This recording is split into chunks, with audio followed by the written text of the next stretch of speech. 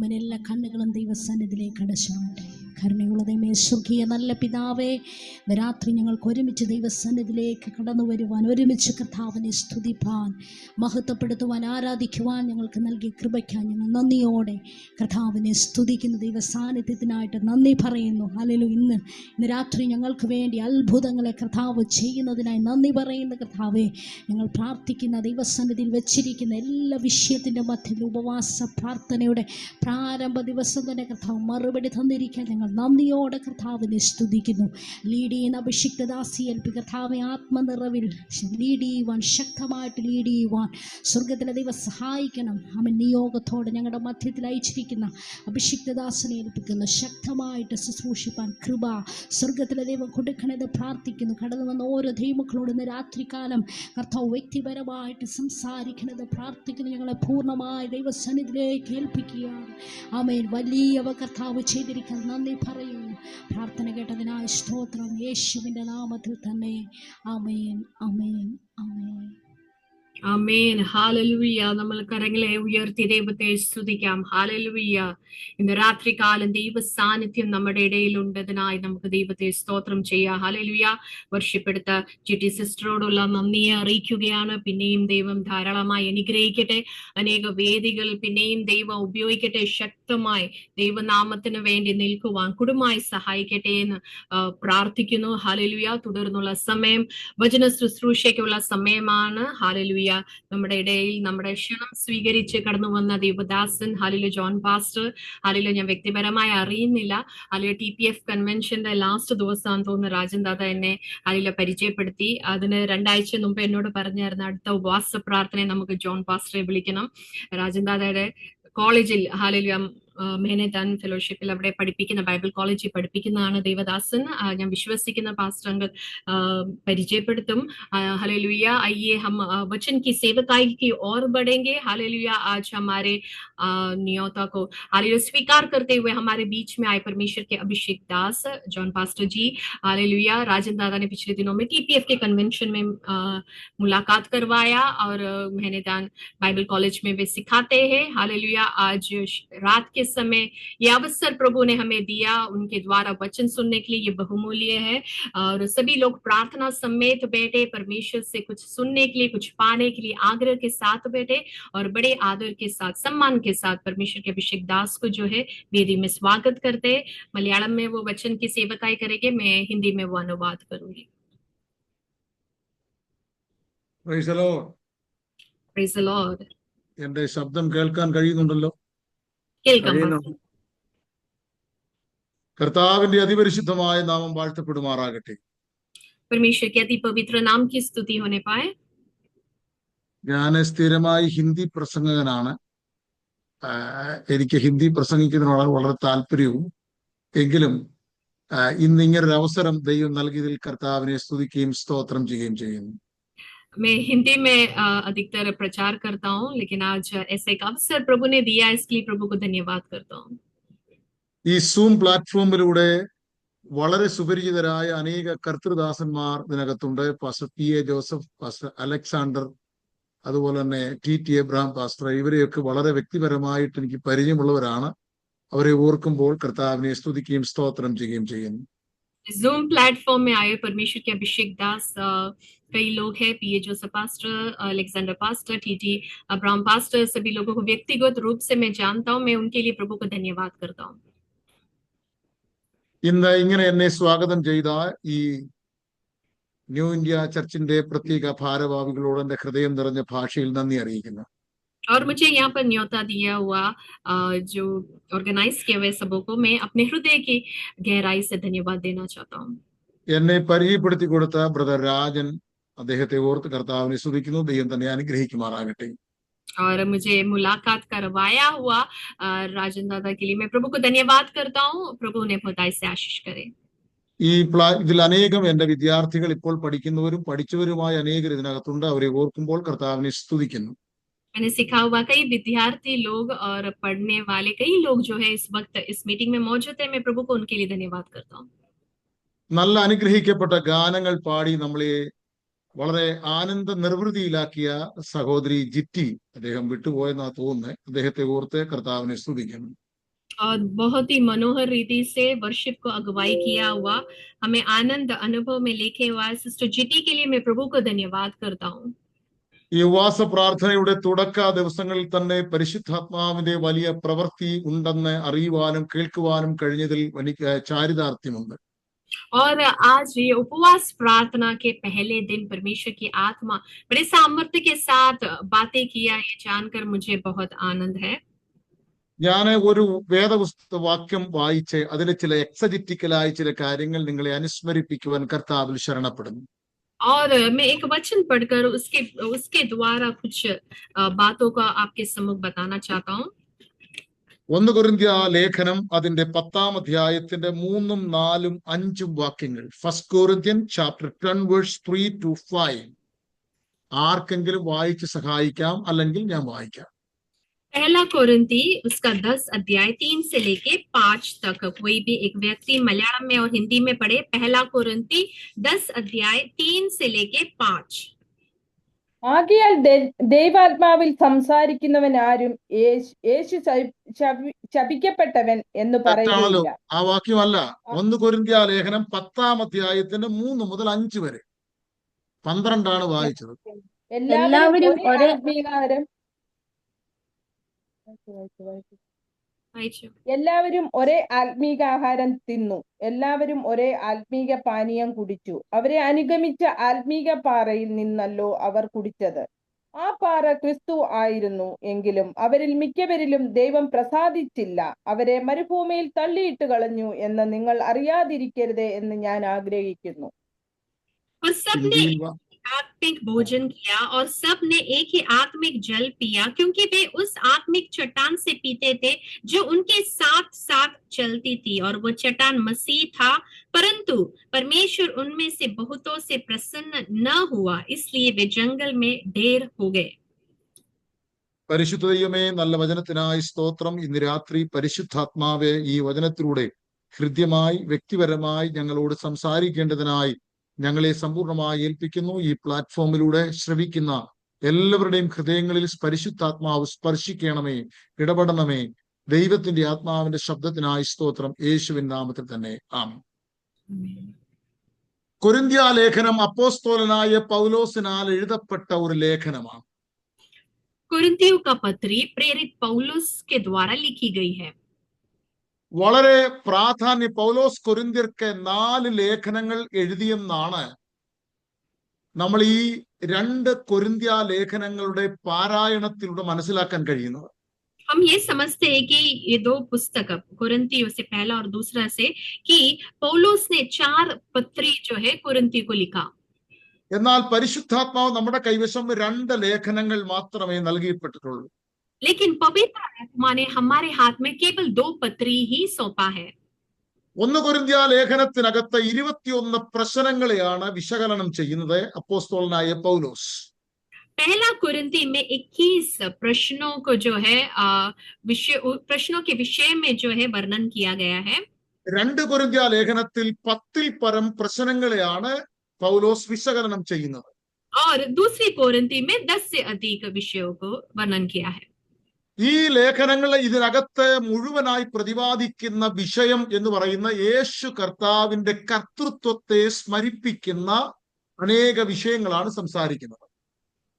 और इस दोनों पुस्तक में बताया हुआ विषय यीशु प्रभु का प्रभुता के विषय में जो है चर्चा किया है. ഓരോ അധ്യായങ്ങളിലും പ്രതിപാദിക്കപ്പെടുന്ന പ്രധാന വിഷയങ്ങളെല്ലാം തന്നെ യേശു ക്രിസ്തുവും തന്നിലൂടെ വ്യാപരിക്കുന്ന ദൈവകൃപയുടെ ശക്തി, അളവ്, അതിനെ പ്രതിദാനം ചെയ്യുന്ന വ്യക്തികൾ, പ്രശ്നങ്ങൾ എന്നിവയെ കുറിച്ചാണ് ഇതിനകത്ത് സംസാരിക്കുന്നത്. और हर एक अध्याय में बताया गया यीशु मसीह प्रभु है और उनका दैविक कृपा, उनकी शक्ति, हर एक व्यक्तिगत रूप की समस्याओं के विषय में जो है बताया गया है. ഈ കൊരിന്ത്യ ലേഖനത്തിൽ ഏകദേശം 18-ൽ പരം പ്രാവശ്യം പ്രതിപാദിക്കുന്ന ഒരു വാക്കാണ് ദൈവകൃപ അല്ലെങ്കിൽ ഗ്രേസ് ഓഫ് ഗോഡ് എന്ന വാക്ക്. और इस कुरिन्थियों की किताब में 18 से भी अधिक बार जो है ये वाक्य इस्तेमाल किया, परमेश्वर का अनुग्रह या ग्रेस ऑफ गॉड. 2 കൊരിന്ത്യ ലേഖനത്തിൽ 10-ൽ പരം പ്രാവശ്യം പ്രതിപാദിക്കുന്നുണ്ട് കൃപയെ കുറിച്ച്. और दूसरी कोरिन्थी में करीब 10 से भी अधिक बार इस अनुग्रह के विषय में बताया गया है। 1 കൊരിന്ത്യ ലേഖനത്തിൽ പ്രതിപാദിക്കപ്പെടുന്ന 21 പ്രശ്നങ്ങൾക്കും പരിഹാരം ദൈവകൃപയിലൂടെ സാധ്യമാക്കി തീർക്കാം എന്ന് പൗലോസ് വളരെ വ്യക്തമായി നമ്മെ അനുസ്മരിപ്പിക്കുന്നു. और पौलुस जो है पहले कोरिन्थी में ये बताते कि जितने भी 21 प्रश्न है वो सारे प्रश्नों का परिहार जो है परमेश्वर की कृपा अनुग्रह के द्वारा हम हल कर सकते हैं करके पौलुस साबित करते हैं. ദൈവകൃപയുടെ വിവിധമായ മാനങ്ങൾ or dimensions of the grace of God is manifested in this first epistle of Corinthians. पहला जो कोरिन्थी में परमेश्वर की अनुग्रह का पहलू कई पहलुओं के या डायमेंशन के विषय में बताया है. അതിലെ ഓരോ വിഷയങ്ങളും കൈകാര്യം ചെയ്യുമ്പോൾ പൗലോസ് വളരെ ജനത്തെ തദ്വാര ഉദ്ബോധിപ്പിക്കുന്ന ഒരു പ്രധാന കാര്യം കൃപ എന്ന വാക്കിനെ സ്മരിപ്പിച്ചുകൊണ്ടാണ്. और पौलुस हर एक प्रश्नों के विषय में बात करते वक्त वो वहां पर स्पष्ट रीति से बताने वाला एक वाक्य एक शब्द है कृपा या फिर अनुग्रह, परमेश्वर का अनुग्रह. ഈ ലേഖനത്തിന്റെ അവസാന 16-ാം അധ്യായത്തിന്റെ 23-ാം വാക്യത്തിലും വായിക്കുന്ന കർത്താവായ യേശു ക്രിസ്തുവിന്റെ കൃപ നിങ്ങളോടുകൂടെ ഇരിക്കുമാറാകട്ടെ.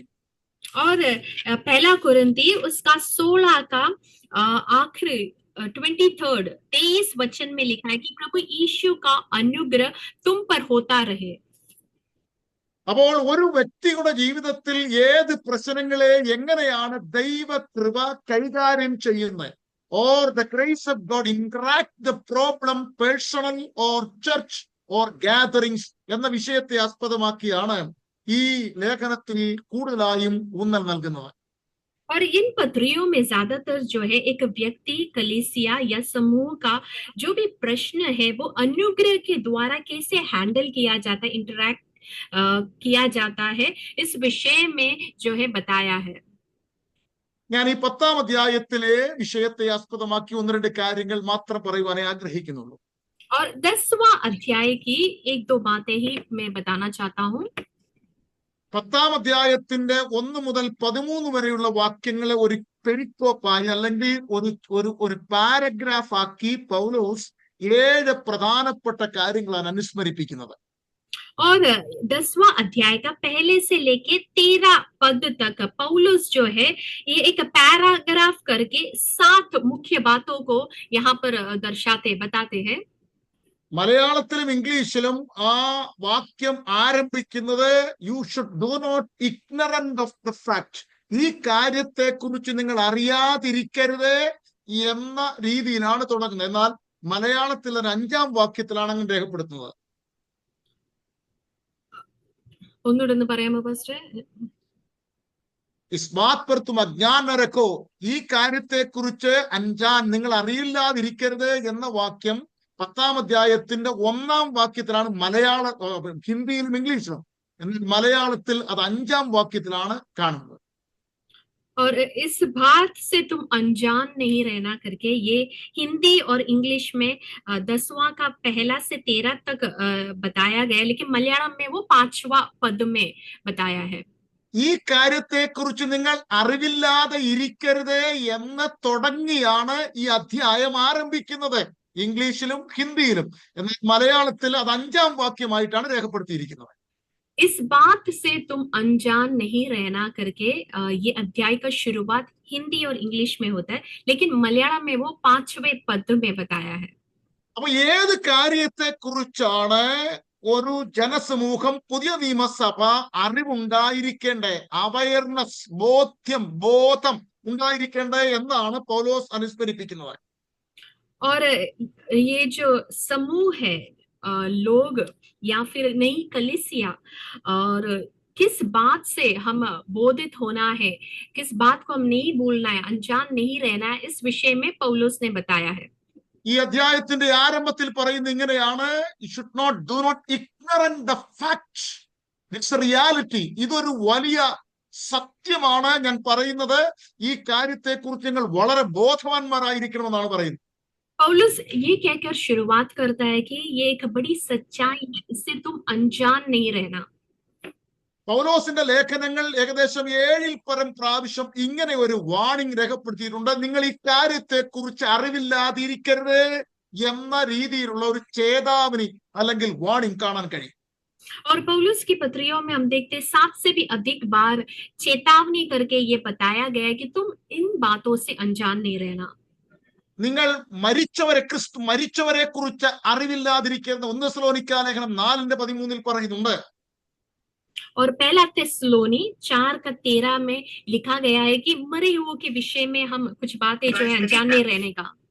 അതുപോലെ 1 കൊരിന്ത്യ ലേഖനം 12-ാം അധ്യായത്തിന്റെ 1-ാം വാക്യത്തിൽ കൃപാവരങ്ങളെ കുറിച്ച് നിങ്ങൾ അറിവില്ലാതിരിക്കരുതെന്ന് പറയുന്നുണ്ട്. और 1 कोरिन्थी 12 अध्याय का पहला वचन में लिखा है कि वरदानों के विषय में हम अनजान नहीं रहना है। ഇങ്ങനെ വിവിധ വിഷയങ്ങളെ കുറിച്ച് വളരെ വ്യക്തമായ ബോധ്യം പുതിയ നിയമസഭയ്ക്കുണ്ടായിരിക്കണം എന്ന് ശഠിക്കുന്ന ഒരു ദൈവഭക്തനായിരുന്നു അപ്പോസ്തലനായ പൗലോസ്. और ऐसे कुछ बातों के विषय में नए नियम कलीसिया अनजान नहीं रहना करके चाहते थे ये पौलुस। ഒരു കാര്യത്തെ കുറിച്ച് വ്യക്തമായ ധാരണയും അറിവും നമുക്കുണ്ടായിരിക്കണമെന്ന് ഇവിടെ രേഖപ്പെടുത്തുമ്പോൾ അതിന് പിന്നിൽ ചില ചരിത്ര സത്യങ്ങളുണ്ട്. और एक बात के विषय में हम अनजान नहीं रहना करके जब पौलुस कहता है उसके पीछे एक इतिहास या हिस्ट्री है।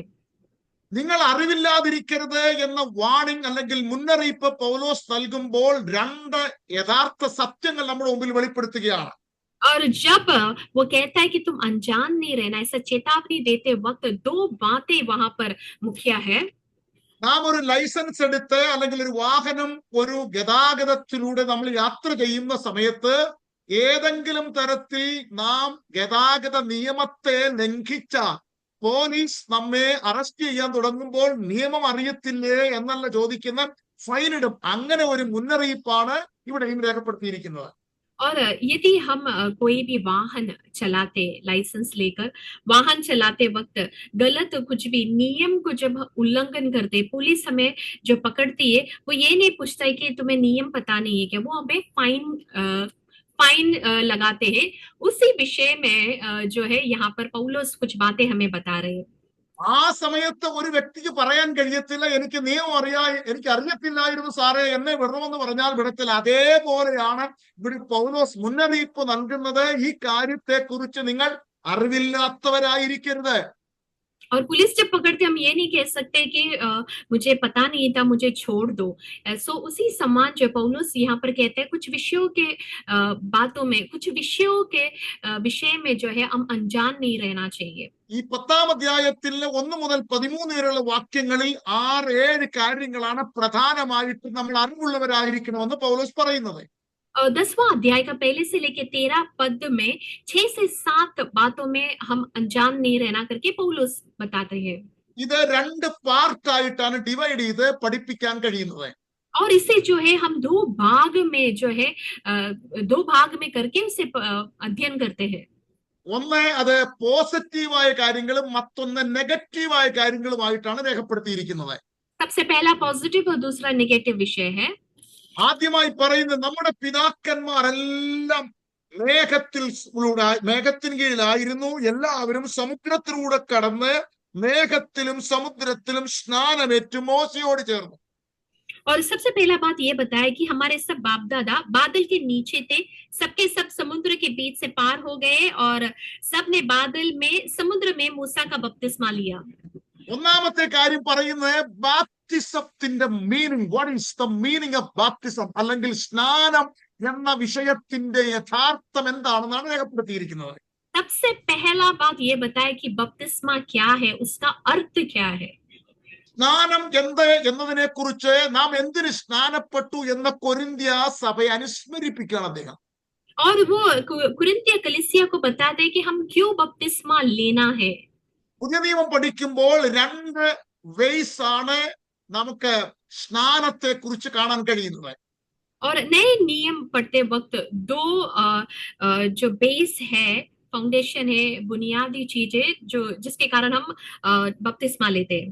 There are through streams of the baptism can be seen in the New Testament. പുതിയ നിയമത്തിൽ രണ്ട് തരത്തിലുള്ള ധാരകളാണ് സ്നാനത്തെ കുറിച്ച് രേഖപ്പെടുത്തിയിരിക്കുന്നത്. दो प्रकार की धाराएं जो है बपतिस्मा के विषय में बताया है. ഒന്നാമത്തെ എന്ന് പറഞ്ഞാൽ പരിശുദ്ധാത്മാവിലുള്ള സ്നാനം, രണ്ടാമത് ജലത്തിലുള്ള സ്നാനം. सबसे पहला पवित्र आत्मा का बपतिस्मा, दूसरा जल का बपतिस्मा. ഒന്നാമത്തേത് എക്സ്റ്റേണൽ ഇന്റേണൽ ബാപ്റ്റിസം, രണ്ടാമത്തേത് എക്സ്റ്റേണൽ ബാപ്റ്റിസം. ഒന്ന് പുറത്ത്, മറ്റൊന്ന് അകമേ. और सबसे पहला भीतरी इंटरनल और दूसरा एक्सटर्नल बाहरी तौर का बपतिस्मा. നാം ഈ ജലത്തിൽ സ്നാനം ഏറ്റായെങ്കിൽ തന്നെയും ദൈവസഭയിലെ അംഗമായി തീരുവാൻ കൊരിന്ത്യലേഖനം 12:13 പൗലോസ് പറയുന്നത് പരിശുദ്ധാത്മാവിന്റെ സ്നാനം അനിവാര്യമാണെന്നാണ്. और बपतिस्मा हम जल पे लिया तो भी नए नियम में जो पौलुस कोरिन्थिया 13 अध्याय में बताते हैं कि पवित्र आत्मा के द्वारा बपतिस्मा लेना भी अनिवार्य है. 1 കൊരിന്ത്യലേഖനം 12 അധ്യായത്തിന്റെ 13 വാക്യത്തിൽ പൗലോസ് പറയുന്നത് ഇങ്ങനെയാണ്: യഹൂദന്മാരോ യവനന്മാരോ ദാസന്മാരോ സ്വതന്ത്രന്മാരോ എല്ലാവരും ഏക ശരീരമാകുമാറെ ഒരേ ആത്മാവിൽ സ്നാനം ഏറ്റു എന്നാ കൊടുത്തിരിക്കുന്നത്. क्षमा करना, वो करेक्ट वचन जो है 12 अध्याय का 13वां वचन है, क्योंकि हम सब ने क्या यहूदी हो या यूनानी, दास हो या स्वतंत्र, एक ही आत्मा के द्वारा एक देह होने के लिए बपतिस्मा लिया और हम सबको एक ही आत्मा पिलाया गया. റോമാലേഖനം 6 അധ്യായത്തിന്റെ 1 മുതൽ 7 വരെയുള്ള വാക്യങ്ങളിലും പ്രതിപാദിക്കപ്പെടുന്ന ഇതേപോലെ ഇന്റേണൽ ബാപ്റ്റിസത്തെ കുറിച്ചാണ്, അല്ലെങ്കിൽ ആന്തരിക സ്നാനത്തെ കുറിച്ചാണ്. ഏതാണ് പാസ്റ്ററേ ഒന്നുകൂടെ വാക്യം പറയണേ? റോമാലേഖനം 6 അധ്യായത്തിന്റെ 1 മുതൽ 6 വരെയുള്ള വാക്യങ്ങൾ. Romans chapter 6 verse 1 to 6. Romeo का पुस्तक में 6 अध्याय उसका पहला से लेके 6वां वचन तक भीतरी बपतिस्मा, इंटरनल बैप्टिज्म के विषय में बताया है. കർത്താവായ യേശുക്രിസ്തുവിനെ യോഹന്നാൻ പരിചയപ്പെടുത്തുമ്പോൾ ലോകത്തിന്റെ മുമ്പിൽ അവതരിപ്പിക്കുന്നത് എന്റെ പിന്നാലെ വരുന്ന എന്നിലും ശക്തിയേറിയൻ അവൻ നിങ്ങളെ പരിശുദ്ധാത്മാവിനും തീയിലും സ്നാനം കഴിപ്പിക്കുമെന്നാണ് പറയുന്നത്.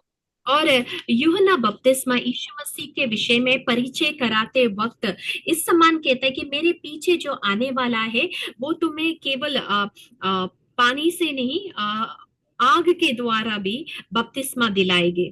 അവൻ നിങ്ങളെ പരിശുദ്ധാത്മാവിനും തീയിലും സ്നാനം കഴിപ്പിക്കുമെന്നാ കൊടുത്തിരിക്കുന്നത്. और वहां पर यीशु मसीह जो है पवित्र आत्मा में और अग्नि के द्वारा जो है बपतिस्मा दिलाएगा, ऐसे कहा है. 18-19 നൂറ്റാണ്ടിന്റെ ഉത്തരാർത്ഥം വരെയും ഈ അഗ്നിസ്നാനം എന്ന് പറയുന്ന പരിശുദ്ധാത്മ സ്നാനത്തോടനുബന്ധമായിട്ടായിരുന്നു പഠിപ്പിച്ചുകൊണ്ടിരുന്നത്.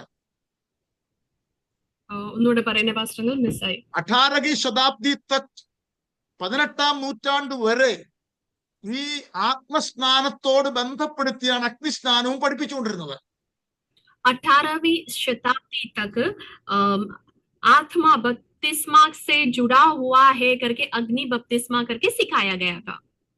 So baptism with the fire and the baptism with the Holy Spirit are the two sides of the baptism of the Holy Spirit or internal baptism. ആന്തരിക സ്നാനത്തിന്റെ രണ്ട് വശങ്ങളായിട്ടാണ് അഗ്നിസ്നാനവും ആത്മസ്നാനവും എന്ന് 18-19 നൂറ്റാണ്ടിൽ ശക്തമായി ഒരുപാട് ഉണർവ് ലോകങ്ങളിൽ പ്രസംഗിച്ച ഒരു കാലഘട്ടം ഉണ്ടായിരുന്നു.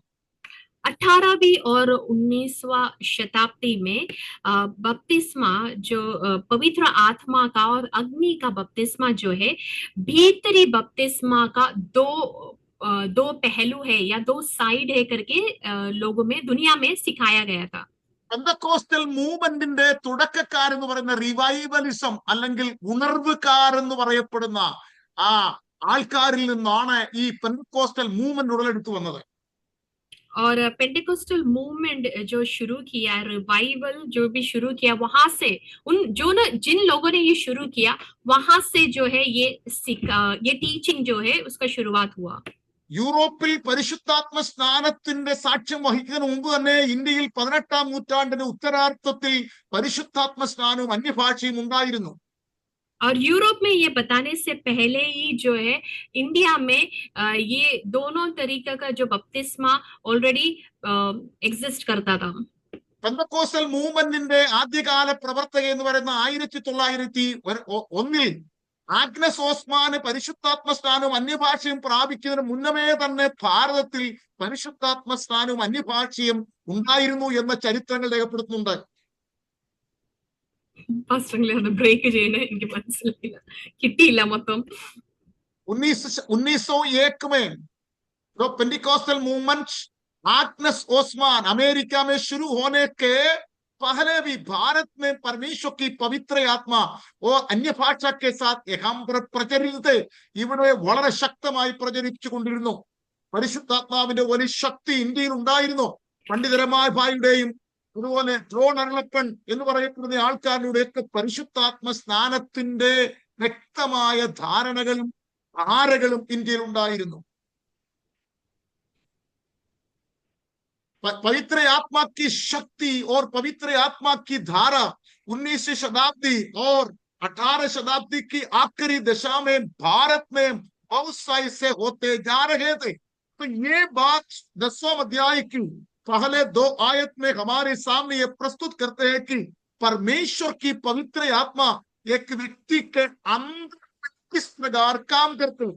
1 കൊരിന്ത്യർ ലേഖനം 10-ാം അധ്യായത്തിന്റെ 1 മുതൽ 3 വരെയുള്ള വാക്യങ്ങൾ പരിശുദ്ധാത്മ സ്നാനം ഒരു സഭയ്ക്കകത്ത് എങ്ങനെ പ്രവർത്തിക്കുന്നു എന്ന വിഷയത്തെ ആസ്പദമാക്കിയാണ്.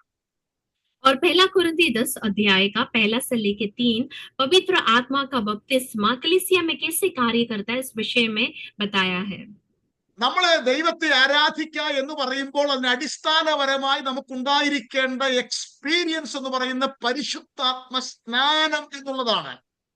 और एक विश्वासी का विश्वास जीवन का जो बेस है पवित्र आत्मा का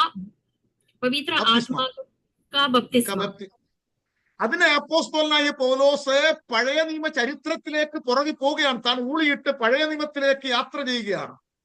और पुराने पौलुस जो है, प्रेरित पौलुस पुराने नियम में जो है अभी यात्रा कर रहे हैं. इस बात को समझाने के लिए ഈ കാര്യങ്ങൾ മനസ്സിലാക്കി തരുവാൻ പഴയ നിയമത്തിലേക്ക് പൗലോസ് ചരിത്രത്തിന്റെ ഏടുകളിലേക്ക് യാത്ര ചെയ്യുകയാണ്. और इस बात की गहराई को समझाने के लिए पौलुस जो है पुराने नियम के इतिहास में जो है एक और बार जा रहे हैं ताकि ये बात को समझा सके.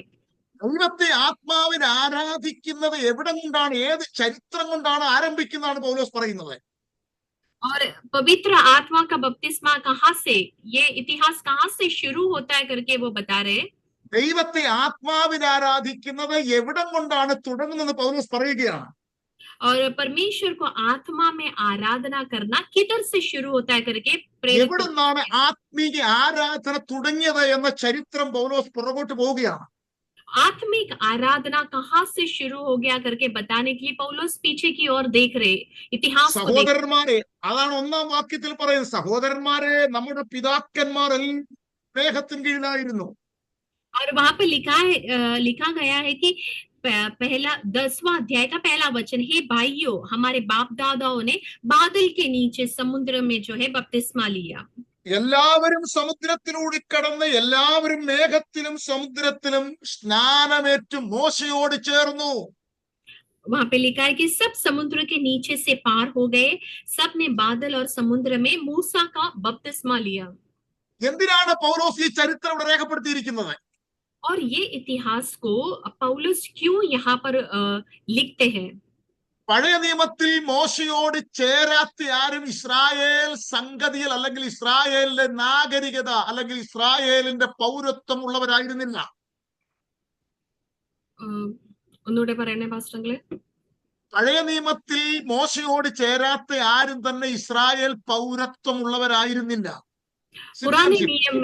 पुराने नियम में मूसा के साथ जो नहीं जुड़ा है, उनमें से कोई भी जो नहीं जुड़ा है वो उनको जो है इस्राएल का नागरिकता नहीं है.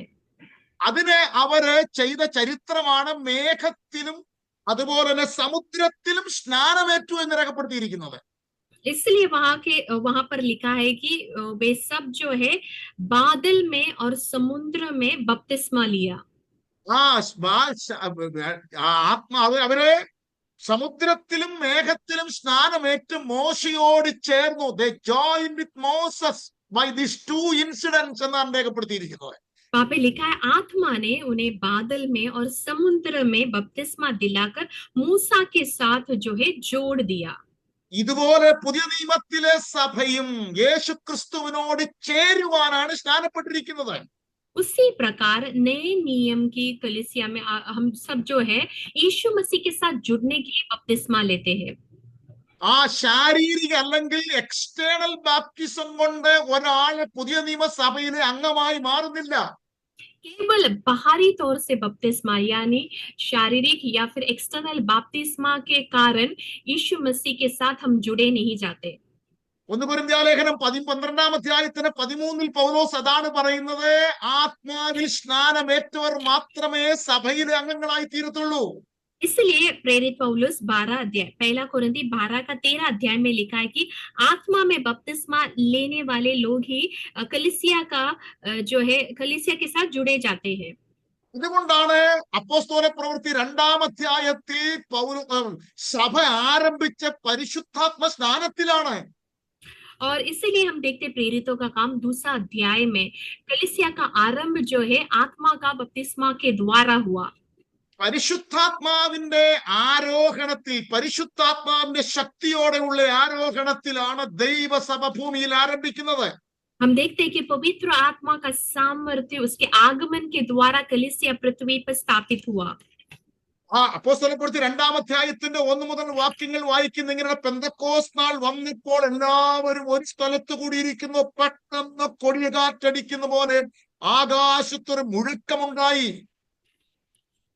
हम देखते हैं कि प्रेरितों का काम 2 अध्याय उसका 1-2 वचन, जब पेंतिकोस्त का दिन आया तो वे सब एक जगह इकट्ठा थे, एकाएक आकाश से बड़ी आंधी की सी सनसनाहट का शब्द हुआ और उससे सारा घर वहां जहां वे बैठे थे गूंज गया. അവർ ഇരുന്നിരുന്ന വീട് മുഴുവൻ നിറച്ചു. और वो घर में जो है वो आवाज गूंज गया. पूरा भर गया, घर पूरा भर गया. അവർ അഗ്നിജ്വാല പോലെ പിളർന്നിരിക്കുന്ന നാവുകൾക്ക് പ്രത്യക്ഷനായി അവർ ഓരോരുത്തരുടെ മേൽ പതിഞ്ഞു. और फिर वहां लिखा है कि उन्हें आग की सी जीपें फटती हुई दिखाई दी और उनमें से हर एक पर आ ठहरी. യേശു കർത്താവിന്റെ മേൽ പരിശുദ്ധാത്മാവ് ഇറങ്ങി വന്നപ്പോൾ പ്രാവെന്ന പോലെയാണ് ഇറങ്ങി വന്നത്.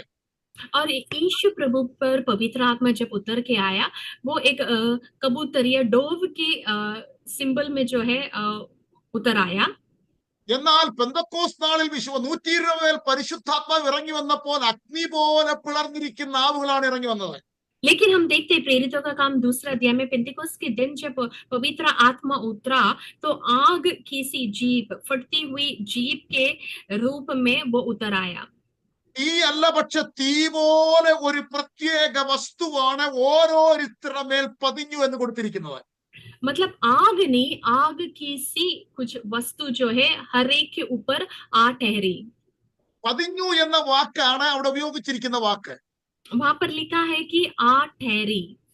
പതിയുക എന്ന് പറയുന്നത് ഒരാളെ സീൽ ചെയ്യുക, മുദ്രയിടുക എന്നുള്ള വാക്കിൽ നിന്നാണ് ഉദ്ധരിച്ചിരിക്കുന്നത്. और आ ठहरना का मतलब है कि किसी को सील करना या मोहर लगाना. ഇംഗ്ലീഷിൽ ഉപയോഗിച്ചിരിക്കുന്ന വാക്ക് സാറ്റ് അപ്പോൺ ദം, ആട്ടഹരി, അവരുടെ മേൽ വന്നിരുന്നു എന്നാണ് കൊടുത്തിരിക്കുന്നത്. इंग्लिश में वो पद इस समान लिखा है कि वो आकर ठहरी, बैठ गई. അവരുടെ മേൽ പരിശുദ്ധാത്മാവ് വന്നിരുന്നു എന്നാണ് കൊടുത്തിരിക്കുന്നത്.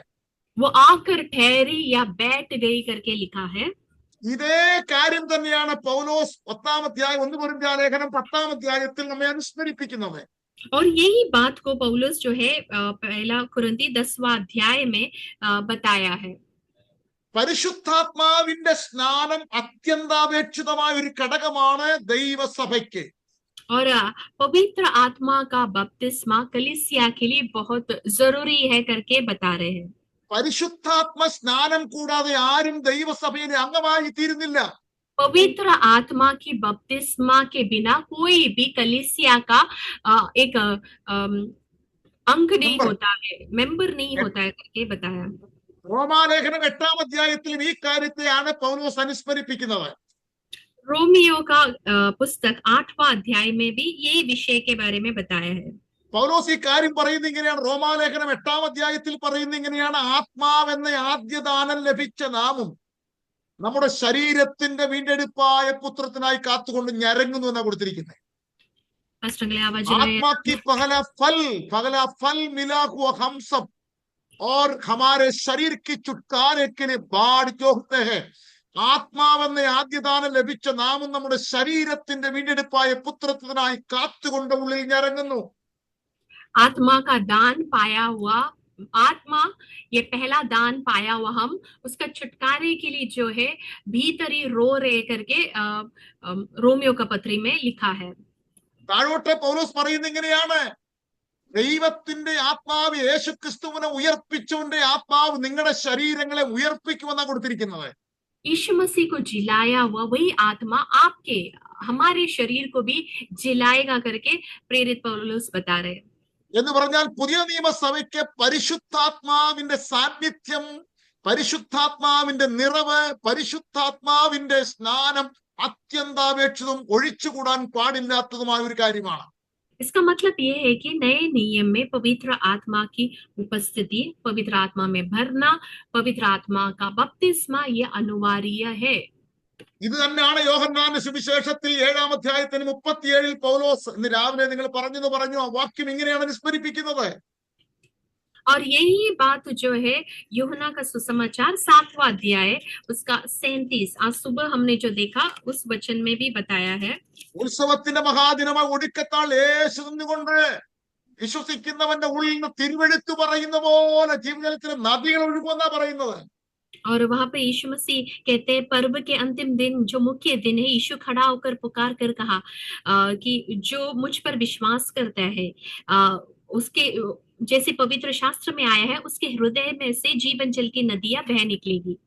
ഒരുവന്റെ പരിശുദ്ധാത്മ സ്നാനം അവന്റെ അകത്തു നിന്നാണ് ഒഴുകുന്നത്. പരിശുദ്ധാത്മാവിന്റെ അകത്തു നിന്നാണ് പുറത്തേക്ക് വരുന്നത്. और पवित्र आत्मा का बपतिस्मा एक व्यक्ति का भीतर से जो है बाहर बहता है. അപ്പോൾ ദൈവസഭ കൊരിന്ത്യ സഭയെ പൗലോസ് അനുസ്മരിപ്പിക്കുന്ന അടിസ്ഥാന പ്രിൻസിപ്പൽ എന്ന് പറയുന്നത് നിങ്ങൾ പരിശുദ്ധാത്മ സ്നാനം പ്രാപിച്ചേ മതിയാകത്തുള്ളൂ. और परमेश्वर की आत्मा जो है कुरिन्थिया कलीसिया को एक सिद्धांत बता रहे हैं कि आप लोग जो है पवित्र आत्मा का बपतिस्मा प्राप्त करना है. പുതിയ നിയമത്തിൽ 7 സ്ഥലങ്ങളിലാണ് പരിശുദ്ധാത്മ സ്നാനത്തെ കുറിച്ച് രേഖപ്പെടുത്തിയിരിക്കുന്ന വാക്യങ്ങൾ ഉള്ളത്. और नए नियम में 7 जगहों में पवित्र आत्मा की बपतिस्मा के विषय में पद जो है बताया है. ഇതിലെ 4 സ്ഥലങ്ങളിൽ യോഹന്നാൻ സ്നാപകൻ യേശു കർത്താവിനെ കുറിച്ചാണ് പറയുന്നത്. और इसमें से 4 जगह में यूहन्ना बपतिस्मा यीशु के विषय में बता रहे हैं. ബാക്കി സ്ഥലങ്ങളിലെല്ലാം തന്നെ 2 സ്ഥലങ്ങളിൽ കർത്താവ് തന്നെ പറയുന്ന, ഒരു സ്ഥലത്ത് അപ്പോസ്തലനായി പൗലോസും പറയുന്നതാണ്. बाकी 2 जगह में यीशु मसीह बोलते हैं और एक प्रेरित पौलुस इस विषय में बात करते हैं. അപ്പോൾ പരിശുദ്ധാത്മ സ്നാനം ഒരു സഭയ്ക്ക് നിലനിൽക്കുവാൻ അത്യന്താപേക്ഷിതമായ ഘടകമാണ്. और पवित्र आत्मा का बपतिस्मा एक कलीसिया को कंटिन्यू करने के लिए, स्टेडी रखने के लिए, स्थिर रखने के लिए बहुत जरूरी है. ഇതാണ് 10-ാം അധ്യായത്തിന്റെ 1-ാം വാക്യത്തിൽ പൗലോസ് സഭയെ അനുസ്മരിപ്പിക്കുന്നത്. और यही बात पहला कुरिन्थी 10वां अध्याय का पहला वचन में प्रेरित पौलुस जो है कुरिन्थी सभा को याद दिला रही है. സഹോദരന്മാരെ, നിങ്ങൾ ഈ കാര്യത്തെ കുറിച്ച് അറിവില്ലാത്തവരായിരിക്കരുത്. भाइयों, तुम ये बातों से अनजान नहीं रहो. നമ്മുടെ പിതാക്കന്മാരെല്ലാം മേഘത്തിലും സമുദ്രത്തിലും സ്നാനമേറ്റ് മോശയോട് ചേർന്ന പോലെ പരിശുദ്ധാത്മ സ്നാനത്തിലൂടെയാണ് നാം ദൈവസഭയിലെ അംഗങ്ങളായി തീരുന്നത്. जैसे हमारे बाप दादा बादल के नीचे समुद्र के बीच में से पार होकर बादल में समुद्र में बपतिस्मा लिया, उसी समान पवित्र आत्मा के द्वारा कलीसिया में प्रवेश या संगति पाने के लिए हम सबों को बपतिस्मा, आत्मा का बपतिस्मा लेना जरूरी है. യേശുക്രിസ്തുവിനോട് ചേരുവാൻ സ്നാനമേറ്റിരിക്കുന്ന നാം എന്നാണ് റോമാലേഖനത്തിലും വായിക്കുന്നത്. यीशु मसीह के साथ जुड़ने के लिए बपतिस्मा लिए हम, ऐसा पद जो है रोमियो का पत्री में इस्तेमाल किया. കർത്താവായ യേശുക്രിസ്തു സഭയുടെ ശിരസായിരിക്കുകയും നാം ശരീരത്തിന്റെ അവയവങ്ങളായി മാറുകയുമാണ് ചെയ്യുന്നത്. यीशु मसीह जो है कलीसिया का सिर और हम उनके शरीर हैं. രണ്ടാമത്തെ കാര്യം ഇവിടെ രേഖപ്പെടുത്തുന്ന 3-ാമത്തെ വാക്യത്തിൽ ഇങ്ങനെ പറയുന്നത്, दूसरा बात जो है 3रा पद में इस्तेमाल लिखा है, എല്ലാവരും ഒരേ ആത്മീക ആഹാരം തിന്ന് എല്ലാവരും ഒരേ ആത്മീക പാനീയം കുടിച്ചു. सबने एक ही आत्मा का भोजन किया और जल पिया है.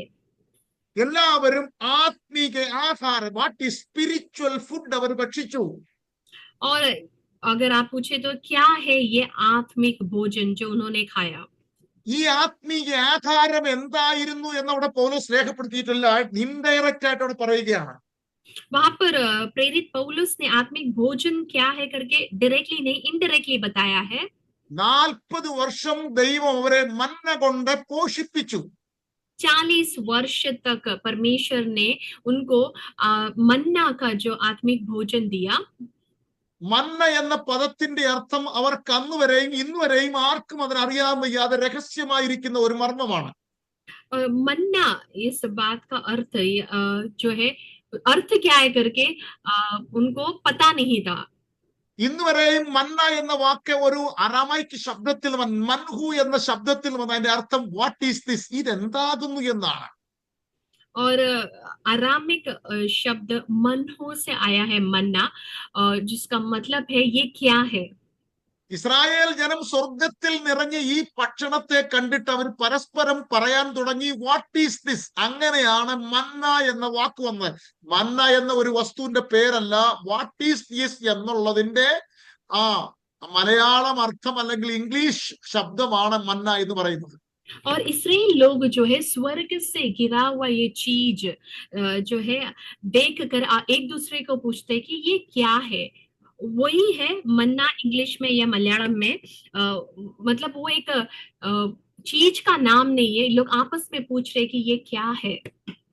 പുറപ്പാട് പുസ്തകം 16-ാം അധ്യായം, സംഖ്യാപുസ്തകം 11-ാം അധ്യായം, 78-ാം സങ്കീർത്തനത്തിലൊക്കെ ഈ വിഷയത്തെ കുറിച്ച് ആത്മീക ഭോജനത്തെ ആസ്പദമാക്കി സംസാരിക്കുന്നുണ്ട്. और निर्गमन 16, गिनती का पुस्तक 11 और भजन संहिता 78, इसमें सब जो है मन्ना के विषय आत्मिक भोजन लेकर के बताया है. ഇസ്രായേൽ ജനത്തെ 40 വർഷം ദൈവം പരിപാലിക്കുവാൻ, നിങ്ങൾ ശ്രദ്ധിക്കണം, ഏകദേശം അവര് 6,03,550 പരം പുരുഷന്മാർ മാത്രം, 20 വയസ്സ് മുതൽ 50 വയസ്സുള്ള പുരുഷന്മാർ മാത്രം ഉണ്ടായിരുന്നു യാത്രയിൽ. 6 लाख से भी अधिक जो है 20 से 50 साल के उम्र के बीच के पुरुष लोग थे. മലയാളം ഗാനം ഇങ്ങനെ പാടുന്നുണ്ട്, 600,000 ഒരു ജനസമൂഹം എന്നാണ് കൊടുത്തിരിക്കുന്നത്. और उस विषय में एक मलयालम में एक गीत भी है. ഏകദേശം 18 ലക്ഷത്തിൽ പരം ഒരു വലിയ ജനതയാണ് മിസ്രയീമിൽ നിന്ന്, രയംസസിൽ നിന്ന് പുറപ്പെട്ടിരിക്കുന്നത്. और करीब 18 लाख लोग जो है मिस्री से जो है बाहर निकल के आए. നിങ്ങളൊന്ന് ചിന്തിച്ചു നോക്കുക, ഒരു നേരത്തെ ഈ 18 ലക്ഷം ആൾക്കാർക്ക് ഒരു നേരത്തെ ബ്രേക്ക്ഫാസ്റ്റിന് തന്നെ എത്ര കിൻഡൽ മന്ന ആവശ്യമാണ്. और आप सोच के देखिए कि 18 लाख लोग को एक समय का भोजन देने के लिए कितना क्विंटल जो है ब्रेकफास्ट के लिए आहार जरूरत होगा. ഇതിന് തക്കതായിരിക്കുന്ന ആഹാരം എങ്ങനെയാണ് ദൈവം അവരെ കൊടുത്ത് പരിപോഷിപ്പിച്ചതെന്ന് ആ ഭാഗത്തെ ഒരു മിസ്റ്ററിയായി രേഖപ്പെടുത്തിയിട്ടുണ്ട്. और परमेश्वर ने उन्हें भोजन देके कैसे पालन पोषण किया करके एक रहस्य वहां पर बताया है. അത് മാത്രമല്ല, മരുഭൂമിയിൽ അവർക്ക് യാത്ര ചെയ്യുവാൻ പര്യാപ്തമായ മറ്റൊരു ആഹാരം കഴിച്ചാലും അവർ ജീവിച്ചിരിക്കാൻ കഴിയത്തില്ല. और मरुभूमि वो लोग यात्रा करने के लिए और कोई भोजन खाएगा तो वो लोग जो है जी नहीं सकते, रह नहीं सकते. അവരുടെ വസ്ത്രം പഴകരുത്, അവരുടെ ചെരുപ്പ് തേയരുത്, അവരുടെ കാൽ വീങ്ങരുത്. ഇങ്ങനെ ഒരു കോൺടെക്സ്റ്റിലാണ് ദൈവം അവരെ പരിപാലിച്ച് നടത്തുന്നത്. और परमेश्वर ने उन्हें इस समान संभाला कि उनका वस्त्र जो है पुराना ना हो, उनका चप्पल जो है खराब ना हो. അവരുടെ കാലുകൾ വീങ്ങരുത്, അവരുടെ കാലുകൾക്ക് വീങ്ങരുത്. നടക്കുമ്പോൾ സ്ഥിരമായി ഒരു യാത്ര ചെയ്യുമ്പോൾ അവരുടെ ശരീരത്തിന് ക്ഷതങ്ങൾ ഉണ്ടാകുവാൻ ചാൻസ് ഉണ്ട്. ഇതിൽ നിന്നെല്ലാം സുരക്ഷ നൽകുന്ന ഒരു ആഹാരമായിരിക്കണം അവർ കൊടുക്കേണ്ടത്. और वो लोग सफर करते, इसराइली लोग सफर करते वक्त मरुभूमि में उनके पैरों में तकलीफ नहीं होना चाहिए, स्थिर रहना चाहिए, शरीर में कुछ तकलीफ नहीं होना चाहिए करके प्रभु जो है ऐसे भोजन देकर जो है उन्हें संभाल कर सुरक्षित जो है लेकर आते हैं. 40 വർഷം രാവിലെയും വൈകിട്ടും ദൈവം ഇവർക്ക് 600,000 ജനതയെ പോറ്റി പുലർത്തി ദൈവം. 40 साल तक सुबह और शाम का भोजन देकर परमेश्वर ने ये लाख लोगों को जो है संभाला। ഒന്നാമത്തെ കാര്യം, അവർ ആത്മീക ആഹാരം തിന്ന് എന്ന മലയാളത്തിൽ ഒരു കോമയിട്ടാണ് കൊടുത്തിരിക്കുക. അതിന് മേളിൽ ഒരു ചന്ദ്രക്കല ഇട്ടാണ് കൊടുത്തിരിക്കുക. ആത്മീയാഹാരം തിന്നുക മാത്രമല്ല, ആത്മീയ പാനീയം കുടിച്ചു എന്നും കൂടെ രേഖപ്പെടുത്തിയിരിക്കുന്നത്. और मलयालम में इस समान लिखा है कि केवल आत्मिक भोजन नहीं, वहां पर हाईलाइट भी किया, आत्मिक जल भी दिया है। ഇത് പുതിയ നിയമസഭയോട് ദൈവത്തിന്റെ ആത്മാവിൽ പൗലോസ് പറയുന്നത് ഇങ്ങനെയാണ്. नए नियम कलीसिया को पौलुस, प्रेरित पौलुस इस समान कहते हैं, ആത്മീക ആഹാരം ഭക്ഷിക്കുകയും ആത്മീക പാനീയം കുടിക്കുകയും ചെയ്യാത്തിടത്തോളം കാലം പാലായനം ചെയ്യുവാൻ സാധ്യമല്ല. പാലായനം എന്ന് പറഞ്ഞ പാസ്റ്റർ യാത്ര ചെയ്യാൻ, ട്രാവലിംഗ് യാത്ര ചെയ്യാൻ കഴിയത്തില്ല. और जब तक हम आत्मिक भोजन नहीं खाते, आत्मिक जल नहीं पीते, हम सफर नहीं कर सकते, यात्रा नहीं कर सकते। ഇത് വാഗ്ദത്ത നാട്ടിലേക്കുള്ള യാത്രയാണ്, പ്രോമിസ്ഡ് ലാൻഡിലേക്കുള്ള യാത്രയാണ്, വിശുദ്ധ നാട്ടിലേക്കുള്ള യാത്രയിലാണ് ഇവരായിരിക്കുന്നത്. ഇവർക്ക് ആത്മീയ ആഹാരം ഭക്ഷിക്കണം, ആത്മീയ ജലം കുടിച്ചേ മതിയാകത്തുള്ളൂ. और वायदे के देश तक जा रहे इस्राएल के लोग, और इसलिए ये सफर के लिए उन्हें आत्मिक भोजन चाहिए और आत्मिक जल भी चाहिए। ഇതുപോലെ പുതിയ നിയമത്തിലെ സഭയും ഒരു യാത്രയിലാണ്. പത്രോസ് അപ്പോസ്തലൻ പറയുന്നത് നാം യാത്രക്കാർ, വി ആർ ട്രാവലേഴ്സ് ആൻഡ് സജനേഴ്സ് എന്നാണ് കൊടുത്തിരിക്കുന്നത്. और नए नियम की कलीसिया भी एक सोजर्नर्स या यात्री है करके वचन में लिखा है। നാം മറ്റൊരു ദേശത്തേക്കുള്ള യാത്രക്കാരാണ്. हम दूसरे एक देश की ओर सफर करने वाले यात्री है। എബ്രായ ലേഖനം 11-ാം അധ്യായത്തിൽ അപ്പോസ്തലൻ പറയുന്ന വാക്കിങ്ങനെയാണ്. और इब्रानियों का पुस्तक 11 अध्याय में प्रेरित इस समान कहते हैं, അബ്രഹാം ഇസഹാക്കിനോടും യാക്കോബിനോടും കൂടെ കൂടാരങ്ങളിൽ പാർത്തും ദൈവം ശില്പിയായി നിർമ്മിച്ചതും അടിസ്ഥാനമുള്ള നഗരത്തിനായി നോക്കി പാർത്തു എന്ന്. और वहां पे लिखा है कि अब्राहम, इसहाक और याकूब जो है डेरे बनाते हुए रहा, और परमेश्वर ने जिस स्थान में उन्हें पहुंचाने के लिए नियुक्त किया वहां तक പാസ്റ്റർ വചനം ഒന്ന് പറയാമോ? എനിക്ക് എക്സാക്ട് ട്രാൻസ്ലേഷൻ. എബ്രായ ലേഖനം 11-ാം അധ്യായത്തിൽ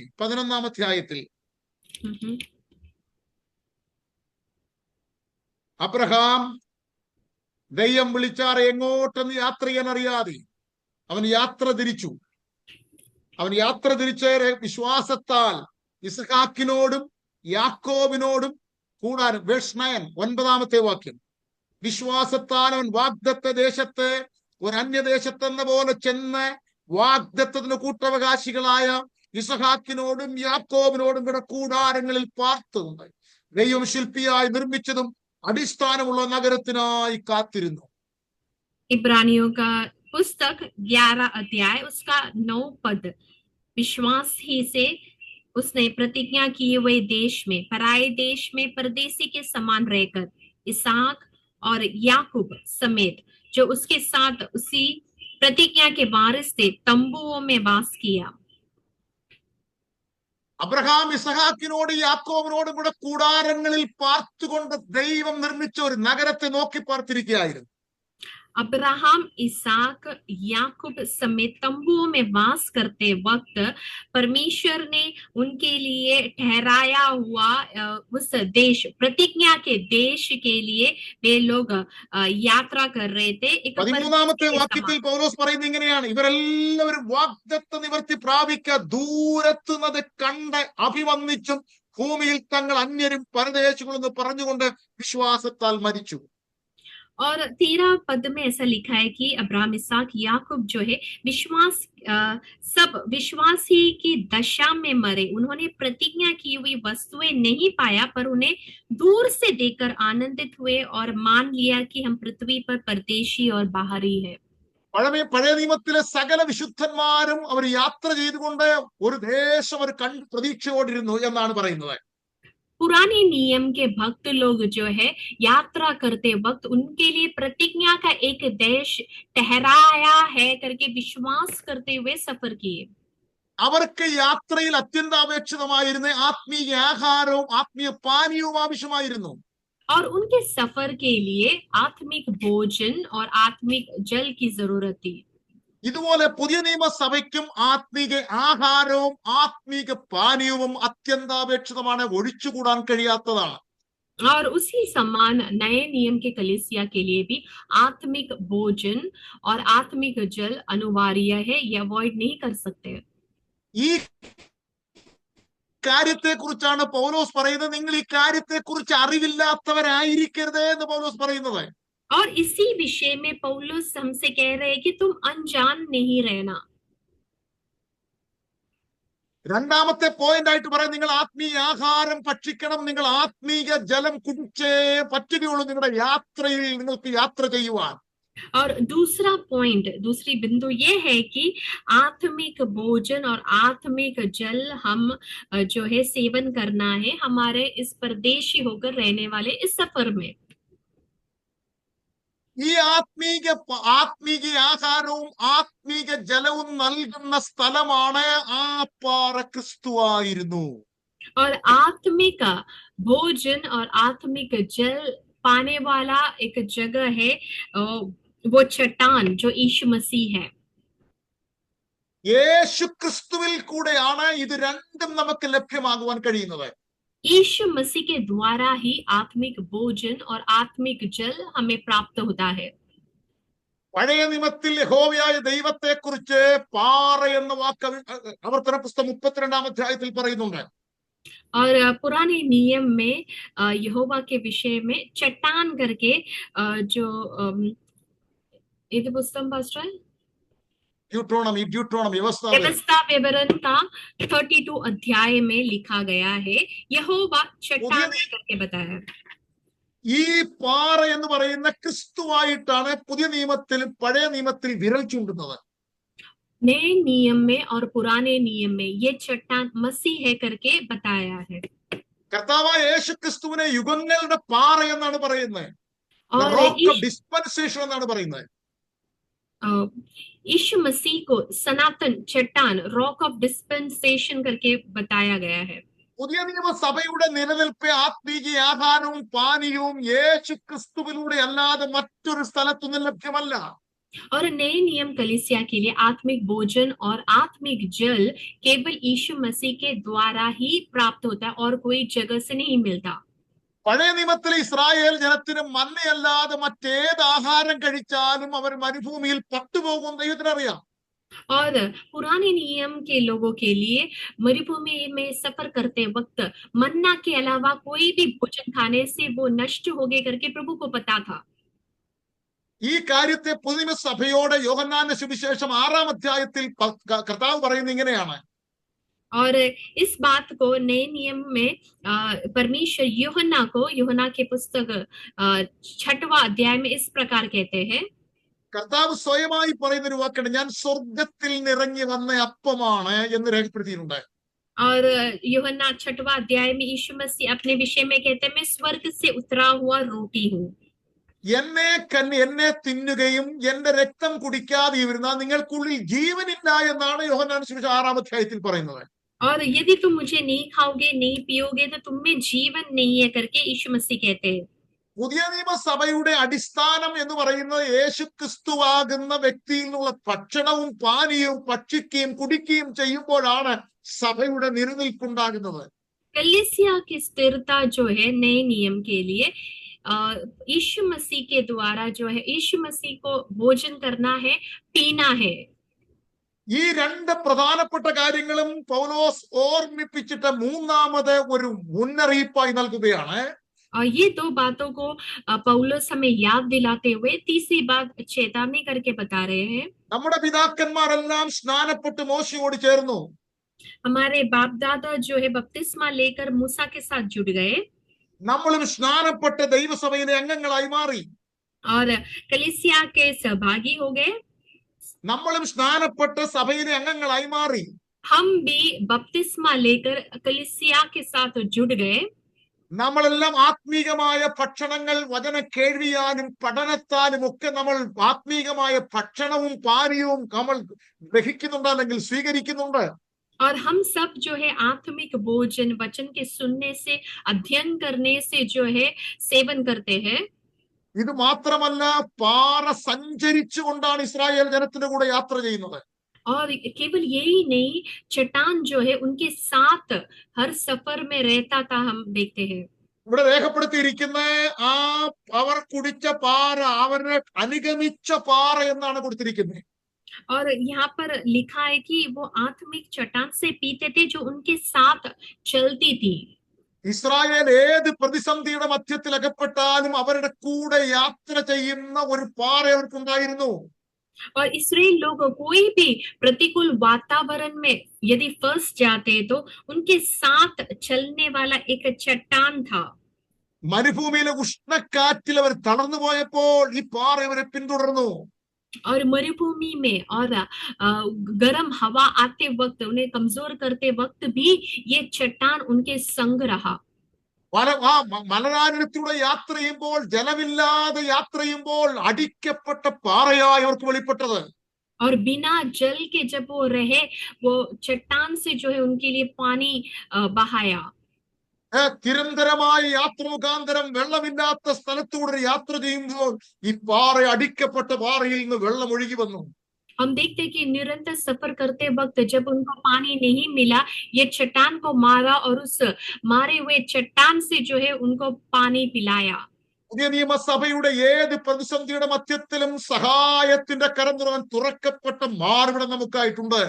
नए नियम कलीसिया के लिए भी सहायक बना हुआ ये चट्टान हमारे संग है। ഏത് പ്രതിസന്ധിയുടെ മധ്യത്തിൽ നമ്മെ സഹായിപ്പാൻ ഈ തുറക്കപ്പെട്ട പാറ നമ്മുടെ നമ്മളെ അനുഗമിക്കുന്നുണ്ട്. और नए नियम कलीसिया के लिए भी कोई भी समस्या हमारे जीवन आते वक्त भी, हालेलुया, यही चट्टान जो मारा गया हमारे संग चलता है, रहता है। നാം ആത്മീകമായും ശാരീരികമായും ക്ഷീണിക്കുമ്പോൾ ഈ പാറ നമ്മെ അനുഗമിക്കുന്നുണ്ട്. और आत्मिक रीति से हम कमजोर और बलहीन होते वक्त भी ये चट्टान हमारे संग चलता है। നാം ശാരീരികമായി ക്ഷീണിക്കുമ്പോൾ ഈ പാറ നമ്മെ പിന്തുടരുന്നുണ്ട്. और ये शारीरिक रीति से भी हम कमजोर होते वक्त ये चट्टान हमारे संग चलता है। നാം രോഗിയായി തീരുമ്പോൾ നമ്മളെ സൗഖ്യമാക്കുവാൻ ഞാൻ നിന്നോട് കൂടെയുണ്ടെന്ന് കർത്താവ് അരുളി ചെയ്തിട്ടുണ്ട്. और जब हम रोगी होते हैं, हमें चंगा करने के लिए भी ये चट्टान हमारे संग रहता है। നാം ഏത് പ്രതിസന്ധിയിൽ അകപ്പെട്ടാലും ഈ പാറ നമ്മെ അനുഗമിച്ചുകൊണ്ടേയിരിക്കുകയാണ്. किसी भी समस्या में हम फंस जाते वक्त भी ये चट्टान हमारे संग ही चलता है। ഇന്ന് രാത്രി എന്നെ കേൾക്കുന്ന പ്രിയപ്പെട്ടവരോട് എനിക്ക് പറയുവാൻ ഒരു വാക്കിവിടെ ഉണ്ട്. और आज रात को मुझे सुनने वाले आप सबों से एक बात कहना चाहता हूँ। നിങ്ങൾ ഏത് പ്രതിസന്ധിയിൽ അകപ്പെട്ടാലും നിങ്ങളെ സഹായിപ്പാൻ പര്യാപ്തമായ ഒരു പാറ നിങ്ങളെ പിന്തുടരുന്നുണ്ട്. और आप कोई भी समस्या में क्यों ना फंसे, आपको संभालने के लिए, उससे बाहर लेके आने के लिए आपके संग चलने वाले एक चट्टान है। നിങ്ങളുടെ മാനസിക പ്രശ്നങ്ങൾക്ക് പരിഹാരം തരുവാൻ പര്യാപ്തമായി ഈ പാറ നിങ്ങളുടെ മുൻപിലുണ്ട്. और आपके मानसिक विषयों को परिहार देने के लिए एक चट्टान आपके संग चलती है। നിങ്ങളുടെ ഏത് അവസ്ഥയിലും നിങ്ങളെ സഹായിപ്പാൻ പര്യാപ്തനായി നിങ്ങളെ അനുഗമിക്കുന്ന ഒരു വ്യക്തി നിങ്ങളുടെ പിന്നാലെ ഉണ്ട്, നിങ്ങൾ മനസ്സിലാക്കണം. आपकी किसी भी समस्याओं का परिहार देने के लिए एक पर्याप्त चट्टान आपके संग चलता है, ये आप स्मरण करना है। നിങ്ങളുടെ സ്പിരിച്വൽ മാത്രമല്ല, നിങ്ങളുടെ ഭൗതിക വിഷയത്തിന്മേലും ഈ പാറ നിങ്ങളെ അനുഗമിച്ച് നിങ്ങളെ സഹായിപ്പാൻ വിശ്വസ്തനാണ്. केवल आपका आत्मिक विषय नहीं, आपके भौतिक विषय में भी आपको सहायता करने के लिए चट्टान आपके संग चलती है। നിങ്ങളുടെ പരാജയപ്പെട്ട സ്ഥാനത്ത് നിങ്ങളെ ഉയർത്തുവാൻ ഈ പാറയ്ക്ക് കഴിയുമെന്ന് പരിശുദ്ധാത്മാവ് പറയുകയാണ്. और आप पराजित हुए विषय पे भी आपको जय दिलाने के लिए ये चट्टान सामर्थ्यवान है करके प्रभु कहता है। നിങ്ങൾക്ക് രക്ഷപ്പെടുവാൻ കഴിയത്തില്ലെന്ന് പറയപ്പെടുമ്പോൾ ഈ പാറ നിങ്ങളെ അനുഗമിച്ച് പറയുകയാണ്, ഞാൻ നിന്നെ രക്ഷപ്പെടുത്തുവാൻ ഒരു സ്ഥിരമായ സ്ഥലത്ത് നിർത്തുവാൻ വിശ്വസ്തനാണ്. और जब आपको लगता है कि मुझे सुरक्षा देने के लिए, रक्षा करने के लिए कोई नहीं है, तो भी हालेलुया, ये चट्टान जो है कहता है कि वो सुरक्षित स्थान में लेके आने के लिए पर्याप्त है। എന്തുകൊണ്ടാണ് ക്രിസ്തുവിനെ ചട്ടാൻ അല്ലെങ്കിൽ പാറ അല്ലെങ്കിൽ റോക്ക് എന്ന വാക്കുകൊണ്ട് പറയുന്നത്? और क्यों मसीह को चट्टान करके कहते हैं? അതിന് രണ്ട് പ്രധാനപ്പെട്ട കാരണങ്ങളാണ് വിശുദ്ധ വേദപുസ്തകം നമ്മെ പഠിപ്പിക്കുന്നത്. पवित्र शास्त्र उसका दो मुख्य कारण बताते हैं। ഒന്ന്, ഗോഡ് നെവർ ചേഞ്ചസ്, ദൈവം മാറ്റമില്ലാത്തവനാണ്, ദൈവം മാറാത്തവൻ എന്നുള്ള കാര്യത്തെ കാണിക്കുവാനാണ്. सबसे पहला चट्टान ये दिखाता है कि परमेश्वर कभी भी बदलता नहीं। ദൈവം ഒരു വാഗ്ദത്തം ചെയ്തിട്ടുണ്ടെങ്കിൽ അവൻ മാറാത്തവനാണ്. എബ്രായ ലേഖനകർത്താവ് പറയുന്നത് ദൈവം മാറാത്തവനാണ്. यदि परमेश्वर ने कुछ प्रतिज्ञा किया तो उससे परमेश्वर मुखरता नहीं, बदलता नहीं। इब्रानियों का किताब में भी वही लिखा है। ദൈവം ഒരാളോട് ഒരു വാഗ്ദത്തം ചെയ്താൽ തരുവാൻ വിശ്വസ്തനാണ്, അവന്റെ വാക്കിന് മാറ്റമില്ലാത്തതാണ്. परमेश्वर ने किसी को कुछ वायदा किया तो वो पूरा करने के लिए वो विश्वास योग्य है, वो बदलेगा नहीं, मुकरेगा नहीं। രണ്ടാമത്തെ കാര്യം, ദൈവം ഭോഷ്ക് പറയാത്തവനാണ്. और दूसरा, परमेश्वर झूठ नहीं बोलता। ദൈവം ഭോഷ്ക് പറയും, ഒരിക്കൽ പറഞ്ഞുവെങ്കിൽ അത് അങ്ങനെ തന്നെ സംഭവിക്കുവാൻ വിശ്വസ്തനാണ്. अगर परमेश्वर ने कुछ कहा है तो वो वैसा ही करने के लिए विश्वास योग्य है। ഈ രണ്ട് കാര്യങ്ങളെ അനുസ്മരിപ്പിക്കാനാണ് God Jesus Christ is a solid rock, അല്ലെങ്കിൽ അവൻ പാറ എന്ന വാക്കിന് അർത്ഥമാക്കുന്നത്. और ये दो बात को साबित करने के लिए यीशु मसीह चट्टान है, सॉलिड रॉक है करके कहते हैं। ഇന്ന് രാത്രി നിങ്ങളോട് ഒരു വാഗ്ദത്തം ദൈവം സംസാരിച്ചിട്ടുണ്ടെങ്കിൽ ദൈവം അത് നിവർത്തിച്ചു തരുവാൻ വിശ്വസ്തനാണെന്നാണ് പരിശുദ്ധാത്മാവ് പറയുന്നത്. पवित्र आत्मा कह रही है कि यदि परमेश्वर ने आपको कोई प्रतिज्ञा दिया है तो उससे निभाने के लिए वो विश्वास योग्य है। പുതിയ നിയമസഭയോട് ദൈവം ഒരു വാഗ്ദത്തം ചെയ്തിട്ടുണ്ടെങ്കിൽ അത് നിവർത്തിക്കുവാൻ ദൈവം വിശ്വസ്തനാണ്. സോളിഡ് റോക്ക് പോലെ സ്ഥിരമായി നിൽക്കുവാൻ വിശ്വസ്തനാണ്. और नए नियम कलीसिया को परमेश्वर ने कुछ वायदा या प्रतिज्ञा दिया तो उसे निभाने के लिए वो विश्वास योग्य स्थिर परमेश्वर है। ദൈവം മാറ്റത്തിന് വിധേയനല്ല, അവൻ ഗോഡ് നെവർ ചേഞ്ചസ്. യേശുക്രിസ്തു ഇന്നലെയും ഇന്നും എന്നേക്കും അനന്യൻ തന്നെ എന്നാണ് പറയുന്നത്.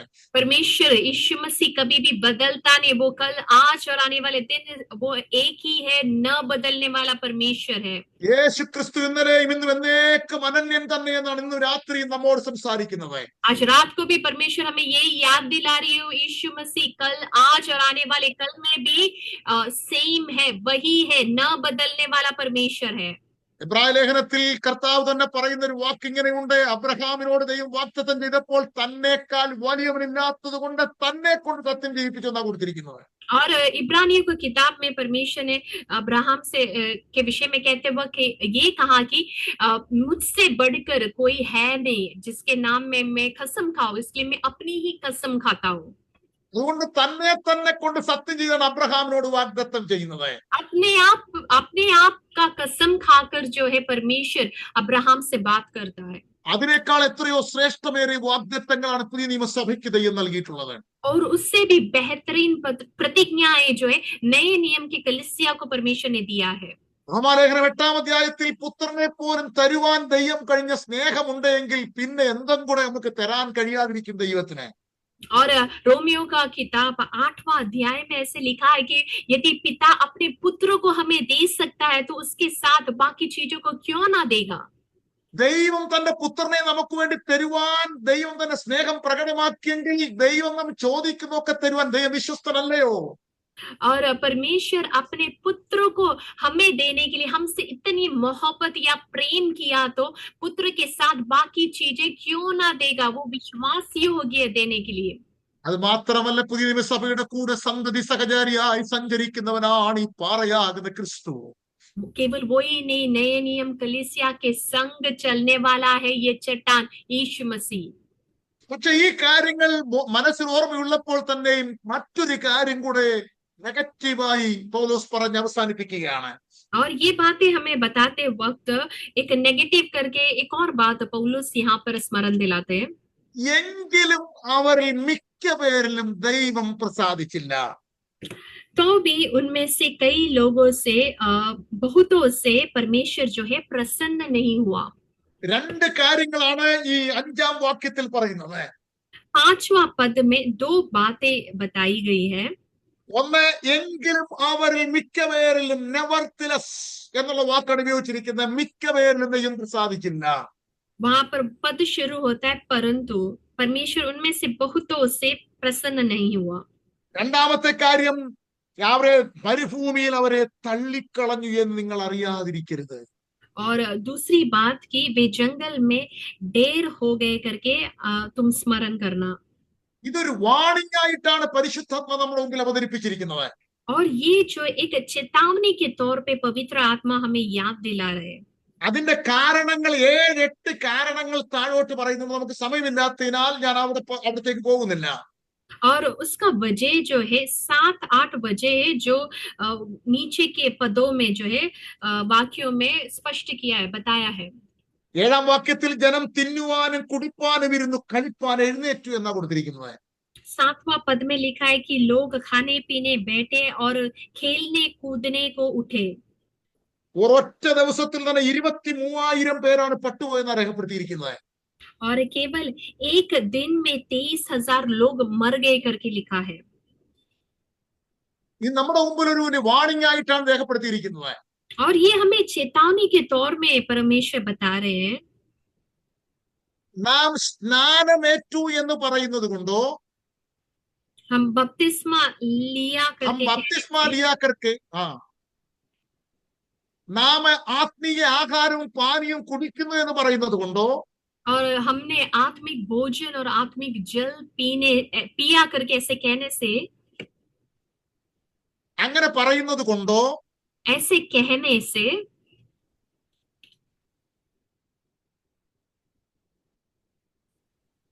ഹലോ പോയി പാസ്റ്ററെ, നാം ഒരിക്കൽ പോലും നിത്യതയിൽ എത്തിച്ചേരുവാനുള്ള ഗ്യാരണ്ടി നമുക്ക് തരുന്നില്ല.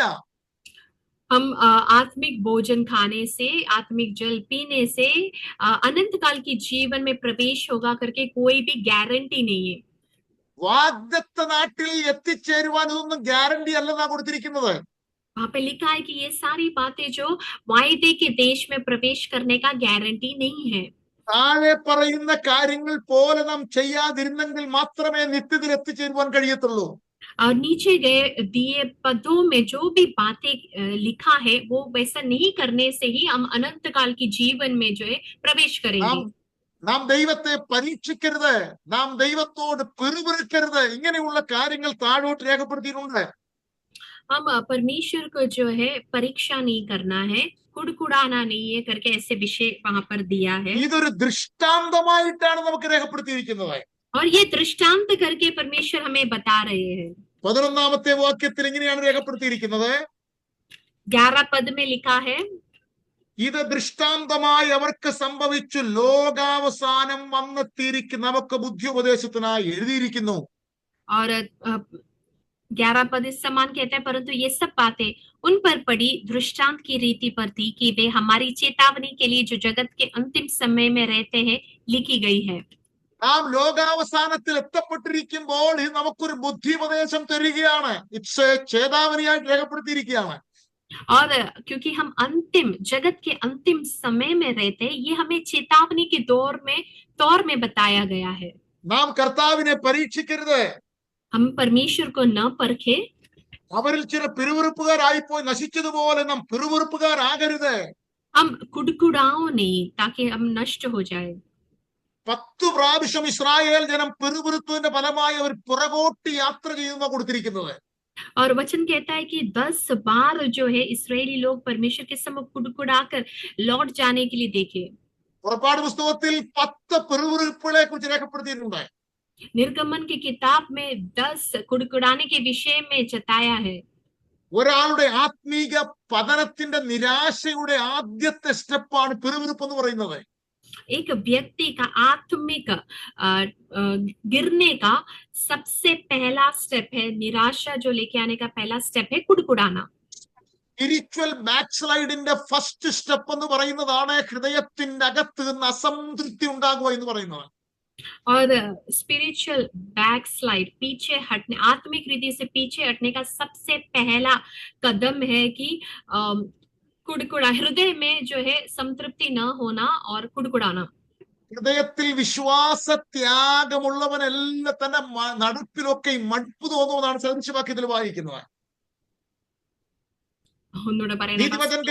नीतिवचन के पुस्तक में इस प्रकार लिखा है कि जो विश्वास खादी के मन में रास्ता में उसको अच्छा नहीं लगता है, खराब लगता है. വിശ്വാസ ഖാദ്യമുള്ള മനുഷ്യൻ അല്ലെങ്കിൽ വിശ്വാസ ത്യാഗമുള്ള മനുഷ്യന്റെ ഹൃദയത്തിൽ എപ്പോഴും തന്റെ നടപ്പിൽ മടുപ്പ് തോന്നും. വിശ്വാസ് ഖാദി എന്താ പറയുന്നത് പാസ്റ്റർ? ഹിന്ദിയിൽ എന്താ പറയുന്നത്? വിശ്വാസഘാതിക്ക് മനസ്സിൽ എപ്പോഴും തന്റെ നടപ്പിൽ മടുപ്പ് തോന്നും. ഉസ്കോ ആകെ ചലനേക്കോ അച്ഛാ നഹീ ലഗ്താ ഹൈ. ഒരു മീറ്റിംഗിലും സന്തോഷം കാണത്തില്ല, വേദപുസ്തകം വായിക്കാൻ സന്തോഷം കാണത്തില്ല, പ്രാർത്ഥനയിൽ സന്തോഷം കാണത്തില്ല, പാടാൻ സന്തോഷം കാണത്തില്ല, എല്ലാത്തിലും നിരാശ നിറഞ്ഞ ജീവിതമായിരിക്കും. और मन में खेदित हुआ व्यक्ति जो है वो जो है प्रार्थना में उसका दिल नहीं लगेगा, मीटिंग्स में दिल नहीं लगेगा, वचन पढ़ने के लिए दिल नहीं लगेगा, और गीत गाने के लिए जो है दिल नहीं लगेगा। അതെല്ലാം അവരുടെ ഹൃദയത്തിനകത്ത് വിശ്വാസത്തെ കുറിച്ചുള്ള മടുപ്പ് കൊണ്ടാണ് അതെല്ലാം സംഭവിക്കുന്നത്. और विश्वास को त्यागे जाने से जो है ये आलसपना, जो उदासीपना उनके जीवन में आते हैं। അറിഞ്ഞോ അറിയാതെയോ അയാളുടെ ഹൃദയത്തിൽ നിന്ന് അയാൾ ദൈവത്തിന് വിരുദ്ധമായിട്ട് അയാൾ സംസാരിച്ചുകൊണ്ടിരിക്കുകയാണ്. वो हो सकता है कॉन्शियसली या अनकॉन्शियसली परमेश्वर के विरोध में अपने मन में बात कर रहे हैं। ആ ജാനെ അഞ്ചാനെ അവർ അറിഞ്ഞോ അറിയാതെയോ ദൈവത്തിന് വിരോധമായി ഹൃദയത്തിനകത്തുനിന്ന് പിറുപിറുപ്പ് പറഞ്ഞുകൊണ്ടിരിക്കുകയാണ്. और जाने अनजाने जो उनके हृदय में परमेश्वर के विरोध में वो कुड़कुड़ा रहे हैं। നാം ഒരു അന്ത്യകാലത്തിൽ എത്തപ്പെട്ടിരിക്കുകയാണ്. हम जगत के अंतिम समय में आ पहुंचे हैं। അന്ത്യകാലം എന്ന് പറയുന്ന വാക്കിന്റെ അർത്ഥം രണ്ടർത്ഥങ്ങളാണ് വിശുദ്ധ വേദപുസ്തകത്തിൽ പറയുന്നത്. अंतिम दिन के लिए, जगत के अंतिम दिन के लिए पवित्र शास्त्र दो अर्थ बताते हैं।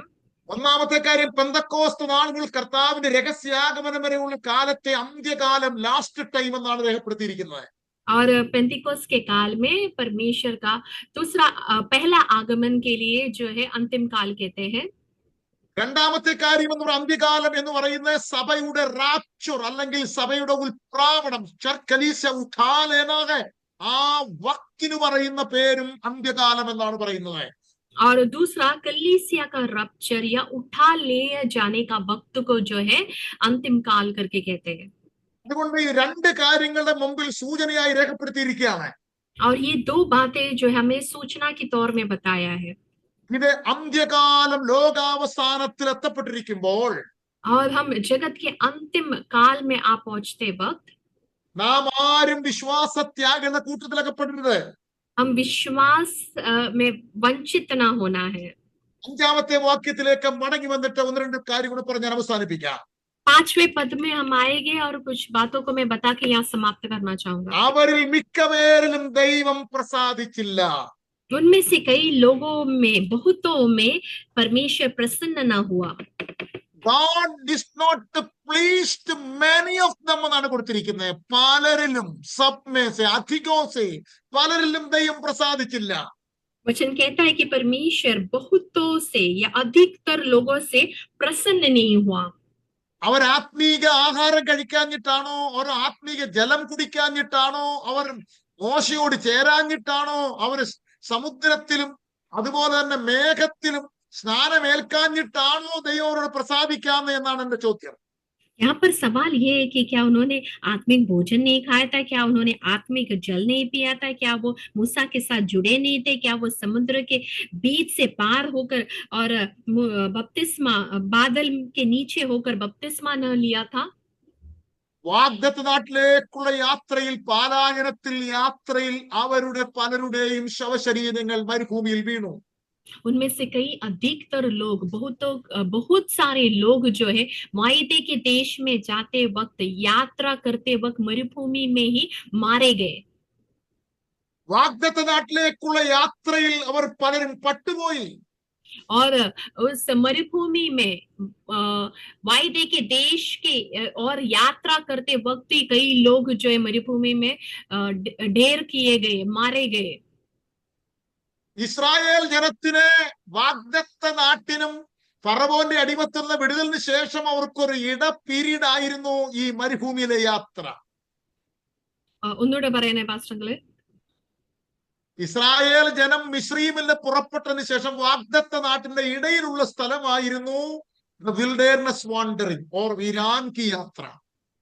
और इस्राएल लोग मिस्री से निकल कर आने के बाद और वायदे के देश में प्रवेश होने से पहले बीच का सफर था ये मरुभूमि का यात्रा. ഇതുപോലെ നമ്മളും സ്വർഗീയ വാഗ്ദത്ത നാട്ടിലേക്കുള്ള യാത്രയിലാണ്. और इसी प्रकार आप और मैं जो है स्वर्ग की उस गांव की और यात्रा में है. നാം സ്ഥിരമായിട്ട് ആത്മീക ആഹാരം ഭക്ഷിക്കുന്നവരാണ്. हम निरंतर जो है आत्मिक भोजन सेवन करने वाले हैं. നാം നിരന്തരമായി ആത്മീകമായി പരിശുദ്ധാത്മാവിനെ പ്രാപിച്ചതിനെ കുടിക്കുന്നവരാണ്. और निरंतर हम पवित्र आत्मा का जल भी, आत्मिक जल भी भोजन करने वाले हैं.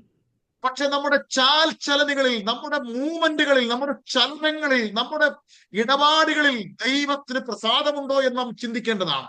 लेकिन हमें ये अपने आप को पूछना है, परखना है, क्या हमारे चाल चलन में, क्या हमारे व्यवहार से परमेश्वर प्रसन्न है या नहीं. ദൈവത്തിന്റെ ആത്മാവിന് പ്രസാദകരമായിട്ടാണോ നാം ജീവിക്കുന്ന എന്ന കാര്യം നാം ബോധ്യമുള്ളവരായിരിക്കണം. और क्या हमारे बर्ताव से पवित्र आत्मा प्रसन्न है या नहीं, ये अपने आप को पूछना है. പ്രിയരേ, നാം ഈ അന്ത്യകാലത്തിൽ എത്തപ്പെട്ടിരിക്കുമ്പോൾ, भाइयों, हम अंतिम दिनों में आ पहुंचते वक्त, നാം ഈ കാലത്തിന്റെ ലാസ്റ്റ് പീരിയഡിൽ എത്തപ്പെട്ട് നിൽക്കുമ്പോൾ, इस काल के अंतिम दौर में हम आ पहुंचे हैं.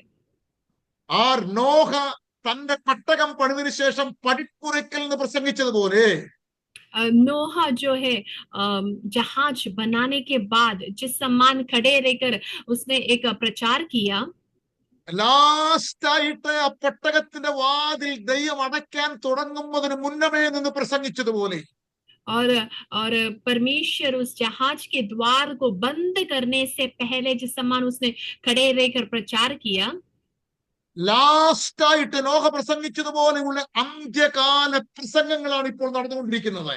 और जिस सम्मान लास्ट जो नोहा ने प्रचार किया, उसी सम्मान आज का जो है अंतिम दौर का एक प्रचार है. നാം പരിശുദ്ധാത്മാവിനെ പ്രാപിച്ചവരാണ്.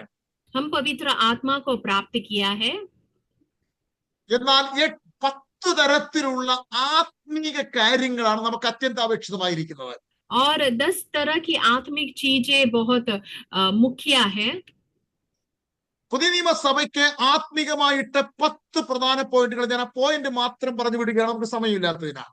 नए नियम के कलीसिया को 10 आत्मिक चीजों जो है अनिवार्य या मुख्य है, वो बताने के लिए समय नहीं, पॉइंट से बताना चाहता हूँ. ഒന്ന്, ആത്മീകമായ അനുഗ്രഹം, സ്പിരിച്വൽ ബ്ലെസ്സിങ്സ്, എഫേസ്യർ 1:3.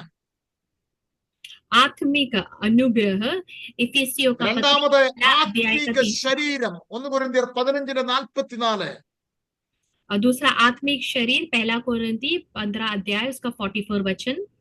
മൂന്നാമത് ആത്മീക പാനീയം, നമ്മളിന്ന് വായിച്ച 1 കൊരിന്ത്യർ 10:4. और तीसरा है आत्मिक जल, हमने पढ़ा हुआ वचन 1 कोरिन्थी 10:4. നാലാമത്തെ കാര്യം ആത്മീക ഗൃഹം, 1 പത്രോസ് 2:5. ആത്മീയ ഗൃഹമായി പണിയപ്പെടണം. ആത്മിക ഗൃഹം എന്ന് പറഞ്ഞാൽ വീടാണോ പാസ്റ്ററെ, घर ആണോ? അതെ അതെ, ഭവനം ഭവനം ഭവനം ഭവനം. आत्मिक घर, चौथा आत्मिक घर है 1 पत्रुस वचनम पास्टर 2:5. दूसरा अध्याय का 5वां वचन. അഞ്ചാമത്തെ കാര്യം ആത്മീക മനുഷ്യനായി മാറണം, 1 കൊരിന്ത്യർ 2:15. और दूसरा 5वां आत्मिक मनुष्य हमें बनना है, 1 कोरिन्थी 2 अध्याय का 15 वचन. ആറാമത്തെ കാര്യം ആത്മീക ഭക്ഷണം, ദ സ്പിരിച്വൽ മീറ്റ്, और 1 കൊരിന്ത്യർ 10:5. छठवां बात है आत्मिक भोजन, 1 कोरिन्थी 10:5. അടുത്തതായിട്ട് ആത്മീക പാറ, നമ്മളിന്ന് വായിച്ച് 1 കൊരിന്ത്യർ ആവർത്തന പുസ്തകം 32:5 വാക്യം. आवर्तन 32:5. आत्मिक जल 7वां, व्यवस्था विवरण 32 उसका 5वां वचन. 2, ആത്മീക യാഗമർപ്പിക്കണം. आत्मिक बलिदान, 1 പത്രോസ് 2:5. 1 पत्रुस 2 अध्याय 5वां वचन. ഇനി ആത്മീക ഗാനങ്ങൾ അല്ലെങ്കിൽ ആത്മീകമായ പാട്ടുകൾ, എഫേസ്യ ലേഖനം 5:19. और 9वां है आत्मिक गीत, इफिसियों का पत्री 5 अध्याय का 19 वचन. 10ാമത്തെ കാര്യം ആത്മീക കാര്യങ്ങൾ, റോമാലേഖനം 15:27. और 10वां है आत्मिक कार्य, रोमियो का पत्र, ആത്മീയ കാര്യം, रोमियो का पत्री 15:27. 27. ഈ 10 പ്രധാനപ്പെട്ട ആത്മീയ കാര്യങ്ങളാണ് ദൈവസഭ അത്യന്താപേക്ഷിതമായി ചെയ്യേണ്ട കാര്യങ്ങൾ. और ये सब जो है आत्मिक विषय नए नियम की कलीसिया अनिवार्य है करना. ഇത് ഈ കാര്യങ്ങൾ സഭയ്ക്ക് അത്യന്തപേക്ഷ ഒഴിച്ചുകൂടാൻ കഴിയാത്ത കാര്യങ്ങളാണ്. और कलीसिया ये 10 चीज अवॉइड नहीं कर सकती है. ഇത് ഓരോന്നിനെ കുറിച്ചും എക്സ്പ്ലെയിൻ ചെയ്യാൻ എനിക്ക് ആഗ്രഹമുണ്ടെങ്കിൽ നമ്മുടെ സമയം പര്യവസാനിച്ചിരിക്കുന്നതുകൊണ്ട് ഞാൻ വളരെ വേഗത്തിൽ അവസാനിപ്പിക്കാം. ये हर एक विषय के बारे में मैं सिखाना चाहता हूँ, लेकिन हमारे पास समय नहीं यहाँ, इसलिए समाप्त करना चाहता हूँ. ഈ കാര്യങ്ങൾ നമ്മൾ ഓർമ്മയിരിക്കണം. അവരിൽ മിക്കവരിലും ദൈവം പ്രസാദിച്ചില്ല. हम ये स्मरण करना है कि उनमें से बहुत लोगों के साथ परमेश्वर प्रसन्न नहीं हुआ. അവരെ മരുഭൂമിയിൽ തള്ളിയിട്ടു എന്നാണ് കൊടുത്തിരിക്കുന്നത്. और वहां पर लिखा है कि परमेश्वर ने उन्हें जंगल में ढेर होने को दे दिया. 1 കൊരിന്ത്യർ ലേഖനം നമ്മൾ ഈ അധ്യായത്തിൽ 9-ാം അധ്യായത്തിന് 27-ാമത്തെ വാക്യത്തിൽ ഒരു വാണിംഗ് കൂടെ പൗലോസ് പറയുന്നുണ്ട് ഈ കാര്യത്തെ കുറിച്ച്. इस विषय में 1 कोरिन्थी 9 अध्याय का 27 पद में भी एक चेतावनी दिया है. ഞാൻ മറ്റുള്ളവരോട് പ്രസംഗിച്ച് കൊള്ളരുതാത്തവനായി തീരാതിരിക്കേണ്ടതിന് എന്റെ ശരീരത്തെ ഞാൻ ദണ്ഡിപ്പിച്ച് അടിമയാക്കിയത്ര ചെയ്യുന്നത്. पौलुस वहां पर कहता है कि मैं अपनी देह को मारता कूटता हूँ और वश में लाता हूँ.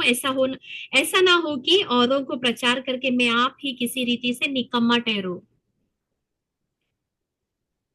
ഇവിടെ വായിക്കുന്ന ഒരു പ്രസംഗകന്റെ അടിസ്ഥാന യോഗ്യതയെ കുറിച്ചാണ് രേഖപ്പെടുത്തിയിരിക്കുന്നത്. और एक प्रचारक क्या करना चाहिए करके वहां लिखा है. അവന്റെ ശരീരത്തെ ദണ്ഡിപ്പിച്ച് അടിമയാക്കുക എന്ന വാക്കിന്റെ അർത്ഥം എന്താണെന്ന് അറിയാമോ? अपने देह को मार कर कूट कर वश में लाने का अर्थ क्या है? ഒരു വൈദ്യശാലയിൽ ഔഷധങ്ങളെ കൂട്ടിയിട്ട് ഒരു മസിലിനകത്ത് അല്ലെങ്കിൽ ഒരു ഉരലിനകത്തിട്ട് ഇടിച്ച് ശരിയാക്കുന്നത് പോലെ ദൈവവചനത്തോടെ നമ്മുടെ ശരീരത്തെ അടിമയാക്കി മാറ്റണം. और एक वैद्यशाला में कैसे दवाइयों को लेकर कूटते हैं, उस समान वचन के आधार पर जो हमारे शरीर को लेकर आना है. ദൈവത്തിന്റെ വചനം കേൾക്കുമ്പോൾ നമ്മുടെ ശരീരത്തെ വചനത്തിന് അടിമയാക്കി മാറ്റണം. परमेश्वर का वचन सुनते वक्त हमारे शरीर को वचन के अधीन में लेके आना है. ഇസ്രായേൽ ജനത്തോട് മോശ പറയുന്ന ഒരു വാണിംഗ് ഇങ്ങനെ ഉണ്ട്, രേഖപ്പെടുത്തിയിട്ടുണ്ട് ആവർത്തന പുസ്തകത്തിൽ. इसराइल लोगों को मूसा एक चेतावनी देता है व्यवस्था विवरण में. വചനം നിങ്ങളുടെ വായിൽ നിങ്ങളുടെ ഹൃദയത്തിന് അടുത്തുമാണ് ഇരിക്കുന്നത്. वचन जो है हम तुम्हारे मुंह में और तुम्हारे हृदय से दूर नहीं होना है. ദൈവത്തിന്റെ വചനം നാം കേൾക്കുകയും പഠിക്കുകയും ചെയ്യുമ്പോൾ നമ്മുടെ ശരീരത്തെ അതിന് അടിമയാക്കി മാറ്റുവാൻ പരിശ്രമിക്കണം. और परमेश्वर का वचन हम सुनते और अध्ययन करते वक्त हमारे शरीर को जो है उसके अधीन में लाना है. ഇല്ലെങ്കിൽ മരുഭൂമിയിൽ അനേകരെ തള്ളിക്കളഞ്ഞു പോലെ നാം തള്ളിക്കളയപ്പെടുവാനിടയാണ്. ऐसा न करने से मरुभूमि में जंगल में कई लोग ऐसे गिरा दिए गए, वैसे हम भी गिरा दिए जाएंगे. ഇത് നമുക്ക് ദൃഷ്ടാന്തമായി സംഭവിച്ചിരിക്കുന്നു. और ये हमारे लिए दृष्टांत की रीति में हुआ है. ഞാൻ എന്റെ വാക്കുകളോട് ഉപസംഹരിക്കുവാൻ ആഗ്രഹിക്കുകയാണ്. मैं अपने बातों को यहाँ समाप्त करना चाहता हूँ. നമ്മുടെ ആത്മീക യാത്രയിൽ നമുക്ക് അത്യന്താപേക്ഷിതമായ ചില ക്വാളിറ്റികൾ വേദപുസ്തകം നമുക്ക് രേഖപ്പെടുത്തിയിട്ടുണ്ട്. और हमारे आत्मिक सफर में पवित्र शास्त्र कुछ गुणों को यहाँ पर बताते हैं. നാം ആത്മീക പാറയിൽ നിന്ന് കുടിക്കുന്നവരും നമ്മെ പിൻപറ്റുന്നതുമായ പാറയാകുന്ന ക്രിസ്തുവിനെ അടിസ്ഥാനപ്പെട്ടായിരിക്കണം നമ്മുടെ ജീവിതമായിരിക്കേണ്ടത്. हम आत्मिक चट्टान से जो पीते हैं वो मसीह जो चट्टान है उसके अधीन में होकर जो है हमें रहना है. നമ്മുടെ യാത്രയിലും നമ്മുടെ ആരാധനയിലും നമ്മുടെ പ്രകീർത്തനങ്ങളിലും ഒക്കെയും ദൈവം പ്രസാദിക്കുന്നുണ്ടോ എന്ന ബോധ്യം എപ്പോഴും നമ്മെ ഭരിക്കണം. और हमारे यात्रा में हमारे आराधना में क्या परमेश्वर प्रसन्न रहता है या नहीं, ये अपने आप से पूछना है. इसका बोध हमें होना चाहिए. നമ്മുടെ എല്ലാ ആത്മീക ചലനങ്ങളിലും ദൈവപ്രസാദമുണ്ടോ എന്ന ബോധ്യം നമുക്ക് എപ്പോഴും ഉണ്ടായിരിക്കണമെന്നാണ് പൗലോസ് ഈ വാക്യത്തിൽ അനുസ്മരിപ്പിക്കുന്നത്. और पौलुस जो है इस वचनों के द्वारा हमें ये याद दिला रहे हमारे चाल चलन व्यवहार में परमेश्वर प्रसन्न है या नहीं, ये हमें सवाल करना है. अपने आप से अपने आप को परखना है. എന്റെ പ്രാർത്ഥനയിലും എന്റെ പ്രസംഗത്തിലും എന്റെ വേദപുസ്തക വായനയിലും എന്റെ പാട്ടിലുമൊക്കെ ദൈവം പ്രസാദിക്കുന്നുണ്ടോ എന്ന ബോധ്യം നമ്മെ എപ്പോഴും ഭരിക്കണം. और मेरे प्रार्थना में, मेरे वचन की सेवकाई में, वचन मनन करते वक्त, गीत गाते वक्त क्या प्रभु मुझसे प्रसन्न है या नहीं, ये सवाल अपने आप को पूछना है, परखना है अपने आप को. ഈ കാര്യങ്ങൾ നമ്മുടെ മനസ്സിൽ ഇല്ല എന്നുണ്ടെങ്കിൽ നാമും തള്ളപ്പെട്ടു പോകുവാൻ അവസരങ്ങളുണ്ട്. यदि हम ऐसे नहीं करते तो हो सकता है कि हम भी जंगल में जो है गिरा दिए जाएंगे. ഇതാണ് അപ്പോസ്തലനായ പൗലോസ് നമ്മെ അനുസ്മരിപ്പിക്കുന്ന ദൃഷ്ടാന്തം എന്ന് പറയുന്നത്. और यही है जो पौलुस हमें चेतावनी देने वाला एक दृष्टांत। നമ്മുടെ ഏത് പ്രതിസന്ധിയിലും നമ്മെ സഹായിപ്പാൻ ഈ പാറ നമ്മുടെ പിൻവാളിയായിട്ടുണ്ട്. हमारे हर समस्या में हमें सहायता करने के लिए चट्टान हमारे संग चलता है। നമ്മുടെ ഏത് രോഗത്തിലും നമ്മെ സൗഖ്യമാക്കുവാൻ ഇത് ശക്തമാണ്. और ये चट्टान जो है हमारे हर रोग में हमें चंगा करने के लिए सामर्थ्यवान है। ഇന്ന് രാത്രി ആരെങ്കിലും രോഗിയായിട്ടുണ്ടെങ്കിൽ ദൈവത്തിന്റെ വചനം ശക്തമായി നിങ്ങളുടെ മേൽ വ്യാപരിക്കട്ടെ. और यदि आज रात को कोई रोगी है तो ये परमेश्वर का वचन आपके ऊपर कार्य करने पाए। നിങ്ങൾ ആരെങ്കിലും ഏതെങ്കിലും പ്രതിസന്ധിയിലായിരിക്കുന്നുവെങ്കിൽ നിങ്ങളെ സഹായിപ്പാൻ പര്യാപ്തനായ കർത്താവ് നിങ്ങളുടെ മധ്യത്തിലുണ്ട്. यदि कोई समस्या में उलझे हुए हैं तो आपको सहायता करने के लिए पर्याप्त एक चट्टान परमेश्वर आपके संग है। ഇന്ന് രാത്രി ദൈവത്തിന്റെ ശക്തമായ കരം നിങ്ങളെ പിന്തുടരുവാൻ സഹായിക്കട്ടെ. और परमेश्वर का सामर्थ्य हाथ आपके साथ चलने पाए। ദൈവ ശബ്ദം നമ്മളെ കേൾപ്പിക്കുവാൻ ദൈവം സഹായിക്കട്ടെ. परमेश्वर अपनी आवाज हमें सुनाने पाए। ദൈവവചനങ്ങൾ നമ്മെ അനുഗ്രഹിക്കട്ടെ. എനിക്ക് അവസരം നൽകിയ ഈ പ്രസ്ഥാനത്തോടും പ്രത്യേകിച്ച് ദൈവമക്കളോടുള്ള എന്റെ ഹൃദയം നിറഞ്ഞ ഭാഷയിൽ നന്ദി അറിയിക്കുന്നു. God bless you. Thank you. God bless you. और ये अवसर मुझे दिया हुआ है, ये कलीसिया को और ऑर्गेनाइजर को मैं धन्यवाद करके समाप्त करना चाहता हूँ। परमेश्वर हमको बहुत ऐसे आशीष करने पाए।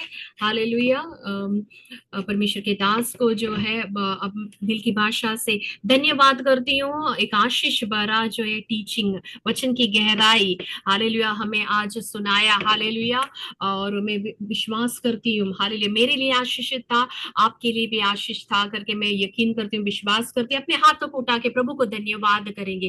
एक बड़ी चेतावनी जो है परमेश्वर ने अपने को दिया है, अपने आप को परखना है, अपने आप को जांचना है। हालेलुया, क्या प्रभु हमारे चाल चलन से, हमारे व्यवहार से, हालेलुया, हमसे प्रसन्न है या नहीं। हालेलुया। आगे का समय परमेश्वर के अभिषेक दास पीए जोसेफ पास्टर अंकल के पास हैंड ओवर करती हूँ। प्रभु हमें अनुग्रह करे। Praise the Lord. ഹല്ലേലൂയ. ഈ രാത്രിയുടെ യാമത്തിൽ നമ്മളുടെ ഉപവാസവും പ്രാർത്ഥനയുടെയും ഒന്നാമത്തെ ദിവസം രാത്രിയിൽ ദൈവവചനത്തിന്റെ ആഴമേറിയ സത്യങ്ങൾ പുതിയ നിയമ ഇസ്രായേലാകുന്ന ദൈവസഭയുടെ അറിവിലേക്ക് ദൈവത്തിന്റെ ആത്മാവ് ഇന്ന് രാത്രികാലം നമ്മോട് സംസാരിച്ചു. ദൈവജനം അറിഞ്ഞിരിക്കേണ്ടതും ദൈവജനം ചെയ്യേണ്ടതുമായ അത്യാവശ്യമായി അറിഞ്ഞിരിക്കേണ്ട ദൈവിക സത്യങ്ങൾ ഓരോന്നായി ഇന്ന് രാത്രികാലം ദൈവത്തിന്റെ പരിശുദ്ധാത്മാവ് ദൈവദാസനിൽ കൂടെ നമ്മോട് സംസാരിച്ചു. ഒരേ ആത്മീക ആഹാരം കഴിച്ചവരും ആത്മീക പാനീയ കുടിച്ചവരും മരുഭൂമിയിൽ പട്ടുപോയുള്ള വിഷയം, അത് നമുക്കൊരു മുന്നറിയിപ്പായി, ദൈവജനത്തിന് മുന്നറിയിപ്പായി ഇന്ന് രാത്രികാലം നമ്മോട് സംസാരിച്ചു. ആ വിഷയം, ആ കാര്യം നമുക്ക് സംഭവിക്കാതിരിപ്പാൻ, ഹല്ലേലൂയ, നാം നമ്മെ അനുഗമിക്കുന്ന പാറയുടെ, ഹല്ലേലൂയ, ക്രിസ്തുവാകുന്ന പാറയുടെ സ്വഭാവം നമ്മളിൽ ഉണ്ടാകുവാനും പൂർണ്ണമായി അവന്റെ പാദപീഠത്തെങ്കിൽ സമർപ്പിച്ച് മുൻപോട്ട് ജീവിക്കുവാനും വാഗ്ദത്ത ദേശത്ത് ചെന്നെത്തേണ്ടതിന് ആവശ്യമായ ദൈവിക ഹല്ലേലൂയ വാണിങ്ങുകളെ, ഹല്ലേലൂയ മുന്നറിയിപ്പുകളെ അത് തിരിച്ചറിഞ്ഞുകൊണ്ട് നമുക്ക് മുൻപോട്ട് ജീവിപ്പാൻ ദൈവം സഹായിക്കട്ടെ. ദൈവദാസനെ ബലപ്പെടുത്തിയതിനാൽ ദൈവത്തിന് നന്ദിയോടെ സ്തോത്രം ചെയ്യുന്നു. ദൈവദാസനോടുള്ള നന്ദിയെ ഞങ്ങൾ ഈ സമയം അറിയിക്കുന്നു. ദൈവം തന്നെയും തൻ്റെ കുടുംബത്തെയും തൻ്റെ ശുശ്രൂഷയെയും കർത്താവ് ധാരാളമായി അനുഗ്രഹിക്കട്ടെ. ഈ സമയം കർത്താവിൻ്റെ ദാസൻ പാസ്റ്റർ ടി എബ്രഹാം പ്രാർത്ഥിച്ച് നമ്മളുടെ ഈ മീറ്റിംഗ് അവസാനിപ്പിക്കും. പരിശുദ്ധനായ ഞങ്ങളുടെ ദൈവമേ, സ്വർഗീയ പിതാവേ, ഈ മനോഹരമായ രാത്രിയിൽ തിരുസന്നിധിയിൽ വാസത്തോടും പ്രാർത്ഥനയോടും കൂടെ ആയിരിക്കാൻ നിങ്ങളെ സഹായിച്ചല്ലോ, അതിനായി സ്തോത്രം. നിന്റെ വിലയേറിയ ദാസനിൽ നിന്ന് ഞങ്ങളെ കേൾപ്പിച്ചതായ സ്വർഗീയ ആലോചനയ്ക്കായി നന്ദിയോടെ സ്തോത്രം. മരുഭൂമിയിൽ പട്ടുപോയതായ ജനത്തിൻ്റെ കൂട്ടത്തിൽ ഞങ്ങൾ കാണുവാനിടയാകാതെ അവരെ അനുഗമിച്ച പാറയിൽ നിന്ന് അവർ കുടിച്ചു. അവരെ അനുഗമിച്ച പാറയെ ഹല്ലേലൂയ മറുതിരിച്ച് പോയ കാരണത്താൽ കർത്താവെ മരുഭൂമിയിൽ അനേകര് പട്ടുപോകാൻ തക്കനിടയായി. ഞങ്ങളെ വിളിച്ചവൻ വിശ്വസ്തനാണ്, അവൻ അന്ത്യമരി വഴി നടത്തുവാൻ ശക്തനാണെന്ന് ഉറച്ചുകൊണ്ട് നിന്റെ വചനത്തിനുള്ള ഈ സ്ഥാനത്തിൽ വേർപാടും വിശുദ്ധിയും പാലിച്ചുകൊണ്ട് പരിശുദ്ധാത്മാവിന്റെ നിറവിൽ നിന്നെ ആരാധിച്ചും സേവിച്ചും നിന്റെ ആത്മാവിനെ അനുസരിച്ച് ജീവിക്കുന്നവരായി തീരുവാൻ ഞങ്ങളെ സഹായിക്കുമാറാകണമെന്ന് പ്രാർത്ഥിക്കുന്നു. ഇത് ദൃഷ്ടാന്തമായിട്ട് ഞങ്ങൾക്ക് വന്ന് ഭവിച്ചു എന്നുള്ളത് ഞങ്ങളെ കേൾപ്പിച്ചല്ലോ കർത്താവെ. ഈ കാര്യങ്ങൾ പഴയ നിയമവിശുദ്ധന്മാരുടെ ജീവിതത്തിൽ വന്നുപോയതായ മറുതലിപ്പ് മുഖേനയായി വചനവിരുദ്ധമായി ജീവിച്ചതിന്റെ കാരണത്താൽ അവർ മരുഭൂമിയിൽ പെട്ടുപോകേണ്ടതായിട്ട് വന്നു.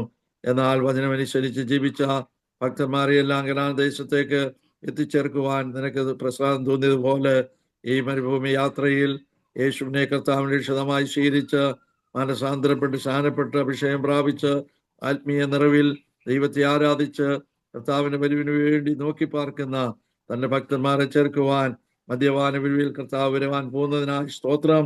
നിന്റെ സന്നിധിയിൽ ഞങ്ങളെല്ലാവരും കാണപ്പെടേണ്ടതിന് വേണ്ടി വളരെ ഭയഭക്തിയോടെ ജീവിക്കുവാൻ, വചനം പാലിച്ച് ജീവിക്കുവാൻ, യഥാർത്ഥ ക്രിസ്ത്യാനിയായി ക്രിസ്തുവിനെ ഫോളോ ചെയ്യുന്നവരായി ജീവിപ്പാൻ, ദൈവശബ്ദം കേട്ട് അവന്റെ ആജ്ഞ അനുസരിക്കുന്നവരായി നിലകൊള്ളുവാൻ ഞങ്ങളെല്ലാവരെയും സഹായിക്കണമെന്ന് പ്രാർത്ഥിക്കുന്നു.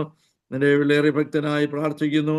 ദാസനക്കൂടെ ഞങ്ങളെ കേൾപ്പിച്ച അനുഗ്രഹിക്കപ്പെട്ട ആലോചന ഞങ്ങളുടെ ജീവിതത്തിൽ അനുഗ്രഹമായി മാറുവാൻ ഇടയാക്കണമെന്ന് ദാസനെയും തന്റെ കുടുംബത്തെയും തന്റെ ശുശ്രൂഷയെയും കർത്താവെ നീ അനുഗ്രഹിക്കുമാറാകണമെന്ന് പ്രാർത്ഥിക്കുന്നു. ആയിരങ്ങൾക്ക് കർത്താവെ പിന്നെയും അനുഗ്രഹ വിഷയമാക്കി ദാസനെ തീർത്തുകൊള്ളുമാറാകണമെന്ന് പ്രാർത്ഥിക്കുന്നു. ഈ ഉപവാസ പ്രാർത്ഥനയിൽ അറ്റൻഡ് ചെയ്ത എല്ലാ പ്രിയപ്പെട്ടവർക്കായി സ്തോത്രം. എല്ലാവരെയും പേരുപേരായി അനുഗ്രഹിക്കണമേ. ആത്മീയ ദർശനം പ്രാപിച്ച് ആത്മീയമായി ഒട്ടും പുറമോട്ട് പോകാതെ ഭയത്തോടെ, ഭക്തിയോടെ, വിശ്വാസത്തോടെ, വിശുദ്ധിയോടെ ജീവിച്ച് നല്ലൊരന്തം പ്രാപിക്കുവാൻ ഞങ്ങൾ എല്ലാവരെയും സഹായിക്കണമെന്ന് പ്രാർത്ഥിക്കുന്നു. അതുപോലെ ഞങ്ങൾ സഹായിച്ച ദൈവത്തിന് നന്ദിയോടെ സ്തോത്രം. തുറന്ന് സഹായിക്കുന്ന ദൈവത്തിന്റെ കരങ്ങളെ ഞങ്ങളെ ഏൽപ്പിച്ച് പ്രാർത്ഥിക്കുന്നു. നാളെ നടക്കുന്ന രാവിലെയും വൈകിട്ട് നടക്കുന്ന ഉപവാസ പ്രാർത്ഥന അനുഗ്രഹിക്കണമേ. തുടർന്ന് നടക്കുന്ന എല്ലാ മീറ്റിങ്ങുകളിലും കർത്താവിന്റെ പ്രത്യേകമായ സാന്നിധ്യത്തിന്റെ മറവിൽ ഞങ്ങളെല്ലാവരെയും മറയ്ക്കണം. ഹല്ലേലൂയ. ഈ പ്ലാറ്റ്ഫോമില് കൂടിയതെല്ലാവരെയും അനുഗ്രഹിക്കണമേ. ഞങ്ങളെല്ലാവരുടെയും പ്രാർത്ഥനയ്ക്ക് മറുപടി തരുന്ന ദൈവം ജീവിക്കുന്നതിനായി സ്തോത്രം. കർത്താവ് ഇന്നലെയും ഇന്നും എന്നേക്കും അനന്യനായി ഞങ്ങളുടെ കൂടെയുള്ളവരുടെ സ്തോത്രം. ഹല്ലേലൂയ. നിന്റെ വചനത്തിന്റെ ശബ്ദം കണ്ടതിന്റെ ആജ്ഞ അനുസരിക്കുന്ന വീരന്മാരായി നിലകൊള്ളുവാൻ ഞങ്ങളെല്ലാവരെയും സഹായിക്കണം. പ്രാർത്ഥന ഞാൻ കേട്ടുകൊണ്ട് സ്തോത്രം. ക്രിസ്തുയേശുവിന്റെ വിലയേറിയ നാമത്തിൽ താഴ്മയോടുകൂടി ഞങ്ങൾ അപേക്ഷിക്കുന്നു. കേട്ടുത്തരമേ സ്വർഗീയ പിതാവേ. ആമേൻ. നമ്മുടെ കർത്താവ് നമ്മുടെ രക്ഷിതാവാകുന്ന യേശു ക്രിസ്തുവിന്റെ കൃപയും പിതാവായ ദൈവത്തിന്റെ സ്നേഹം പരിശുദ്ധാത്മാവിന്റെ നിരന്തരമായ സംസർഗ കൂട്ടായ്മയും കാവലും അനുഗ്രഹങ്ങളും നാം പ്രാർത്ഥിച്ച എല്ലാ വിഷയങ്ങളോടും നാം ഓരോരുത്തരും കൂടെ ഇന്നും എപ്പോഴും കർത്താവിന്റെ വരിവരെയും ഉണ്ടായിരിക്കുമാറാകട്ടെ. ആമേൻ. എത്രത്തോളം ജയം തന്ന ദൈവത്തിന് സ്തോത്രം ചെയ്യാം. ഹല്ലേലൂയ, ഹല്ലേലൂയ, ഹല്ലേലൂയ. ആമേൻ. കർത്താവായ യേശുവേ വേഗം വരണമേ. God bless you all. Prabhu sabko ashish de. Amen. Hallelujah. सबको प्रेज द लॉर्ड. आए हुए परमेश्वर के अभिषेक दासों को, सारे विश्वासी भाई बहनों को मसीह में वंदन देना चाहती हूँ. കടന്നു വന്ന ദൈവദാസന്മാർക്കും എല്ലാ വിശ്വാസികൾക്കും ക്രിസ്തുവേശുവിലുള്ള നന്ദിയെ അറിയിക്കുന്നു. നാളെ രാവിലെ 10:30 മീറ്റിംഗ് സ്റ്റാർട്ട് ആവും. പാസ്റ്റർ പി കെ സന്തോഷ് ആണ് വചനത്തിൽ കൂടെ ശുശ്രൂഷിക്കുന്നത്. എല്ലാവരും കടന്നു വരണമെന്ന് അപേക്ഷിക്കുകയാണ്. कल सुबह 10:30 बजे इसी लिंक पर मीटिंग होगा. परमेश्वर के अभिषेक दास पी के संतोष हमारे बीच में वचन की सेवकाई करेंगे. मैसेज मलयालम से हिंदी में अनुवाद किया जाएगा. जितने आपके पहचान के लोग हैं, मित्रों को, बंधुओं को, हालेलुया, सबों को जो है लिंक शेयर करना और सभी लोग प्रार्थना समेत इस मीटिंग में आना. इस रात के समय परमेश्वर सबों को आशीष करने पाए. शुभ रात्रि. God bless you all. Good night. God bless you. Good night.